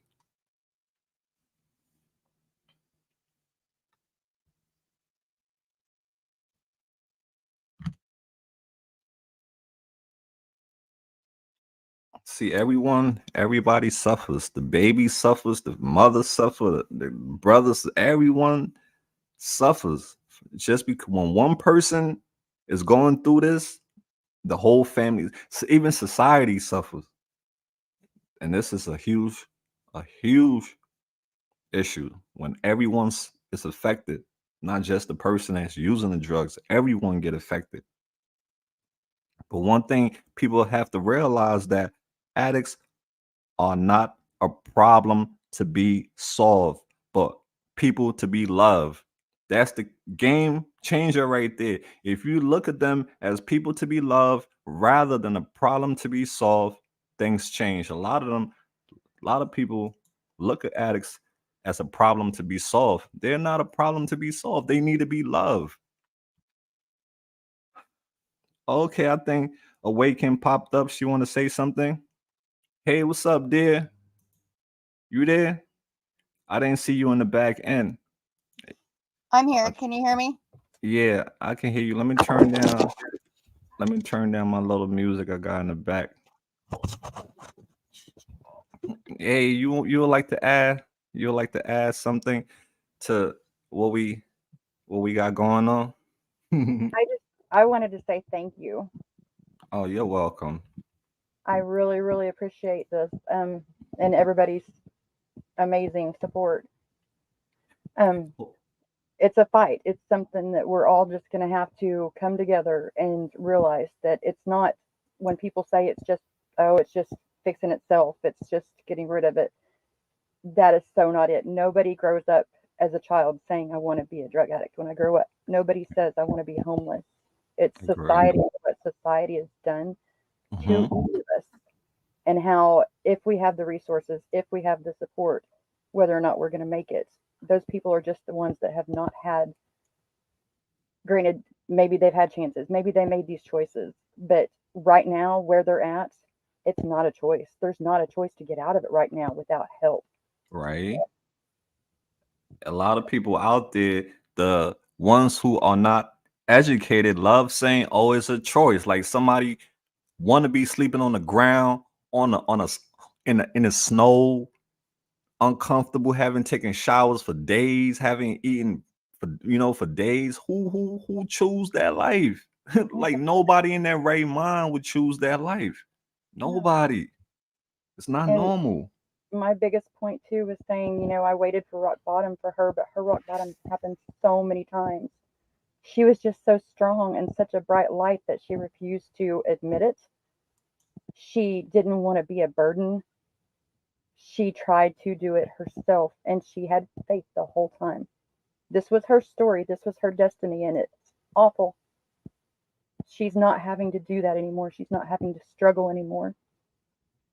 And her testimony is still going to be told. Amen. Facts. Yeah, you're a very strong person for speaking up, speaking about it, because that's not easy. I can feel the emotion, the tears. You have to let it out. It's all right, dear. Let it out. If you have to cry for 10 minutes, we're here to hug you, virtual hug, whatever. Let it out, because it's that painful, and that will never go away. You just have to live with it, right? Learn to live with it. Well, the thing is, there's a lot of things that I have to live with now that if Mm, only I would have done things a little differently, that I wouldn't have to live through like that, because at least then I could have a chance at bringing yeah. her home the right way. Mhm. Finding arrangements to bring her home was probably one of the worst things, because I could have brought her home some way, somehow I could have done it when she was Yeah. still here on this earth. And this is a powerful, story for other parents who are going through similar things. Hope they learn from you. There are So, several ladies that I've watched from your show. That's how I dealt with this a lot at first. Was I would go on and I would feel a little bit more close to her, because I would feel like I was,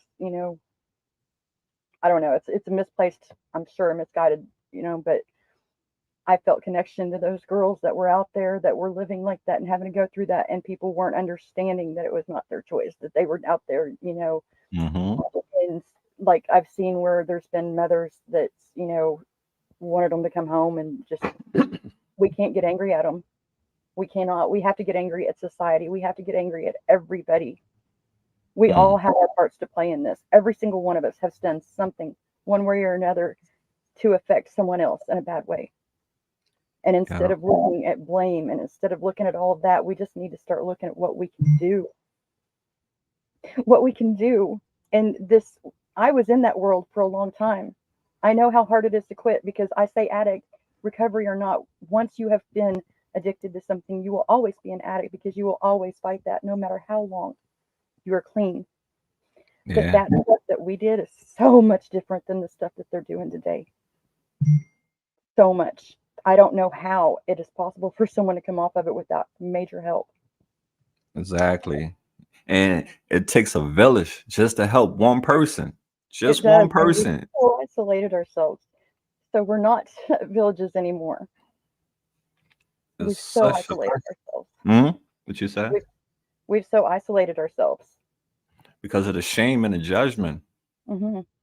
And has to stop, because I tell people we have to get comfortable with talking about things that are uncomfortable. And that's the reason why a lot of people are on a run, because they keep hiding, running from their problems, and they think they can outrun it. No, you're gonna eventually it's gonna run into you. Yeah, So why don't we have these conversations? The ones that are in the family, the family secrets has to be addressed. And exactly. it's just that society just can't look at you after you tell your story to look at you as you're a lesser person. No, you're not. You're strong for telling your story. I let people and their perceptions of me cause a lot of problems in mine and my daughter's lives. Hmm. My perception of myself, I'm still not. I mean, I watch that video and I just cringe, because I'm not the person I used to be. That, who is that woman in front of the camera? That's not me. And But there's something freeing about letting your skeletons out hmm and just being who you are. because then nobody can change your perception of yourself but you. Yep, exactly. Because what they think of you is not what you think of yourself. They won't be in that coffin beside you, but they can put you there quicker. Agree. This So goes out. I want to send a message. This message goes out to the world.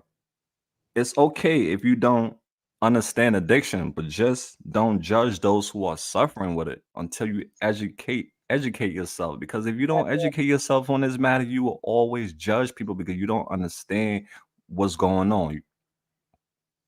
that is You just see it from the 100% outside. Huh? it. I mean, we have been under attack. Our children are being pawns, and we are setting our heads in the sand and allowing it to happen and then griping because it is. What are we doing to affect this? What are we doing to fight it? That needs to be our question when we first wake up in the mornings. What am I doing? Yeah. Am I making it better or am I making it worse, adding to it? If you're not The part of gov- the part of the right. problem. The government has let this get out of control to the point now they cannot maintain it anymore. So us now as people who have been involved with it or who have education experience, we have to educate people. That's the only way we'll save lives, by educating people, because it's already out of control. That's Is right. I mean, is beyond, fixing at this point. We just have to educate people now at this level. when the towers went down, that many amount of people that we lost that day, we are losing now on a daily to this. We are losing people exponentially to this. Hmm. And like you said, it's not just that person that feels that loss. It is every single person that knows them. Yeah, facts. Because you have family, you have your family love you, your kids love you. You have so many people who love you, so that they are affected also by your addiction, and Exactly. it's so selfish. You don't see that because it's selfish. It only cares about itself. And when you have gotten deep into the addiction, you're Hmm. not even self. You're not Exactly. self. You're fighting to get back to that self, but there's no way that you can get there. That addiction, that drug, and now it's so much stronger of a drug, is going to fight you and keep you. And there is no self left. And to every single one of you that are out there that are struggling, that are dealing with this or anything, I see you. I see you, and I want to share my struggles and my victories with you. I want you to share yours with me. I want to link arms with you, and I want to be a strong voice. And I can't do it alone. You can't do it alone. You're doing amazing, and I'm so grateful for you. Teamwork makes the dream work. That's That's right. right, Misha. Together we are powerful, and we are going to continue on this mission together, because we have to stick together as people who understand, to open other people's eyes so that way they can see the truth, because they're misguided by people who don't know. And the sad part is, I've seen people who have who are in addiction also judging people who are in addiction, and I was Isn't it? like, uh That I is don't. crazy. But I will say, and this, it goes very far beyond. Hmm. When you know an addict, like, if you can find those groups where there are people that truly want out of that, Yeah. there is never a stronger person, more heartfelt person, more can understand and no judgment. There's no sinners judging sinners for sinning differently. It's Yeah. people that say, "Hey, I hurt. I know what that felt like, and I want to give everything that I wish I would have had when I was in that position back." And that's how it is. It takes a person who have been on the other side to help those who are on that side to get to the side where they are, the good side, because you know what it's like to be in their shoes, the pain, the heartbreak, the depression, everything that comes with it. You can relate, it resonate with you. Than a person who haven't experienced that, they cannot relate. So that's the Mhm. problem. And I went through so much in my life, and so many others have too. But I have two choices. I can look at it and let it keep me down, Hmm. or I can look at it as I am being tempered, like the blacksmith puts their sword in the forge over and over again. to make it stronger. These things have happened, they have come to pass, and all of my struggles are to be for something so much bigger. Mm. Yeah, absolutely. I couldn't handle it if I hadn't gone through them. And anyways, I just wanted to say thank you. Well, Thank you. hopefully one day, another day, you can come and you can share your story again, because it was hard to hear you Yeah. on that platform. So maybe one of these days you'll be up to come on the platform, and we'll have like you do the same thing you did on the other channel. Yeah, absolutely. That one, it was my first time to really do anything like that. Mm-hmm. I Just understand. dipping my feet in the water, and of course, nerves, because it's not Yeah, just right. I'm telling. I Mm-hmm. knew there was going to be tears. I didn't even want to have my face on there. I wanted to hide it. You did good. You did amazing, because it is personal, it's deep. It has a lot of emotion that comes with it. So you have to cry. You gotta let it out, because it's painful when you think about it. You know how it happened, and like you said, how you brought your daughter home. You don't forget those things. And the in betweens, those are hard too. Looking Mm, at the Jane Does mm, all over America, looking at yeah. every single horror movie, every single television show that's Crime and Order and all of that stuff. I had a Wow. constant loop in my head, That just constantly. give me chills. That give me chills hearing that. That all those things bring back memories.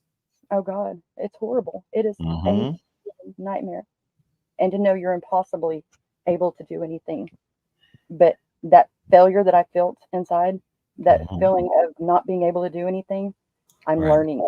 I'm connecting with others, and I'm seeing what can be done. And anybody that's going through that, I can help, even if it's just to listen to you scream on the other end of the line. I'm willing to do that. I want to do that, because there's things that we can do to save these babies and to save ourselves. There's things we can do. Don't let your Agreed. fear, don't let your fear and your powerlessness, because you're not powerless. Not a single person in this world is, if you don't want to be. So, do you have your own YouTube channel? Yeah. I do. It's really small, and it's not anything like I'd wanted. I 5 years ago started putting stuff out, and I have 1,000,001 videos that I never finish, because I can start a bunch, but I can't have that follow through. But I'm gonna be updating it. I want to do something where people just call in and they can do it anonymous if they want to, and us just Right. chat and share our stories that way with each other. Should, like you said, we need to connect, Yeah, to you need to. unite. So We that's have to unite. burners. But I will be definitely updating you in the boat with when things happen, because it's gonna just blow y'all's minds whenever you hear the whole everything about it, Okay. and it's gonna I make you just want to stand up and fight. I want you to know that we're here with you, and that you're not alone. You have the boat family with you. You have the AML family with you, and we're gonna keep uniting and And I speaking up. feel it. I feel it. I feel the warm hugs from every single one of you guys. I feel the tears. I feel the strength, and I feel all of it. Thank you all for sharing Yes. that. Hmm. So stay strong. Have a blessed week ahead. And we're always here. You can always reach out. Write that number down too. You can always call that number whenever you feel you need someone to talk to. So you enjoy. You have any last words you want to say before we wrap up? Just going through. Yeah, you Stay breaking up strong. really Don't stay alone bad. if you don't have to. Yeah, somebody was trying to call me. Okay. I didn't have I should have had that turned off. But just stay strong, and don't be alone if you don't want to be. You don't have to be. Armor Nice. up. Oh yeah, I love that armor up. That's right. Yeah, Okay, dear. So thank you so much again, and we'll stay connected. All right. absolutely. Y'all take All care. right. Take care. Okay. Bye. All right, AML fam. That was the end of the road. We have reached the end of the road for tonight. Let me see. Let me see what Tammy says. She said, Mal, you have no idea how much this means to me. You're welcome, Tammy. You're so welcome. Definitely be out there looking for your son, and show his pictures around to people in the area if they have seen him. And hopefully, we can bring your son home safe. Because as a mom, I know how I'm not a mom, but I'm just saying, as a mom, I have a mom, and I know us boys, guys, we our mom, mom and boy. So I know how you feel. AML family, it's time for us to take flight. I've been having like these headaches for like the past couple days. Have anyone been experiencing headaches? I've been having a lot of headaches. I don't know what's going on, but they just be coming and going. And I never had headaches before, so I don't know what's up with that, fam. But if you've been having headaches and stuff too, I pray you heal from it. I don't know what's going on. Hope we be okay. Where is the title page? Let me see. Miss R, where is the title page? Oh yeah, before I wrap up, I have to make one important announcement. I I did something and I kind of like got ahead of myself doing this. I didn't realize how it was going to be until I started doing it. The merch. All right. So I realized that me telling my Patreons that I'm going to give them merch every month, that kind of like I kind of like went overboard because when I started doing it recently, I found out, it's too much for me. So what I could do is every month I can pick two people, randomly pick two people to send merch to because I cannot send it for everyone because some people live in Canada. I sent something to Canada, that thing cost me like $50 something. So I'm like, whoa. So I kind of got like ahead of myself. I'm gonna send what I'm supposed to send out to the people who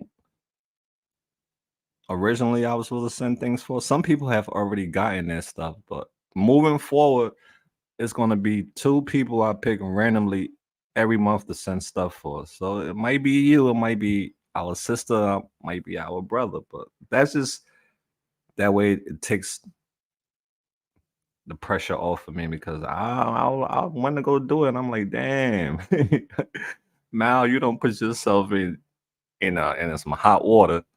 So I hope y'all understand. I would do randomly pick two people every month. That one I can maintain. The other one, that was not being realistic. Because when I went to the post office, I started adding everything up, the materials and everything. It was like, it was cheating myself, honestly. I love you guys, but at the same time, I'm not Hugh Hefner. Not to say I'm a playboy. I'm not. I don't got the bread like that. So I hope y'all understand. Oh, the new PO box. Sure, sure. Here's the address. Here's the address for the new PO box.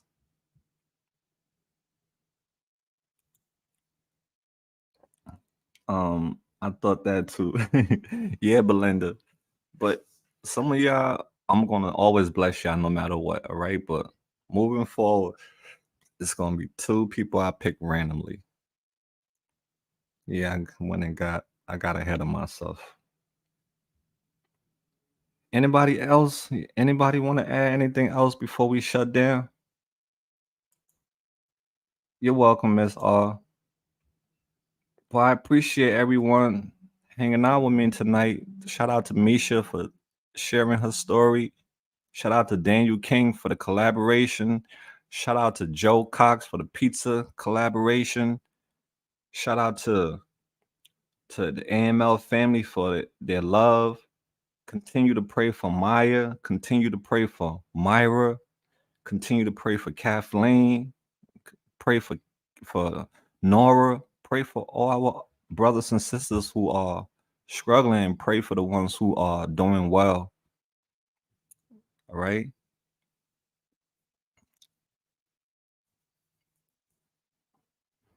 So I think I'm about to take flight. Take some pills to take some ibuprofen or some Motrin for this headache. But I hope everyone have an amazing week.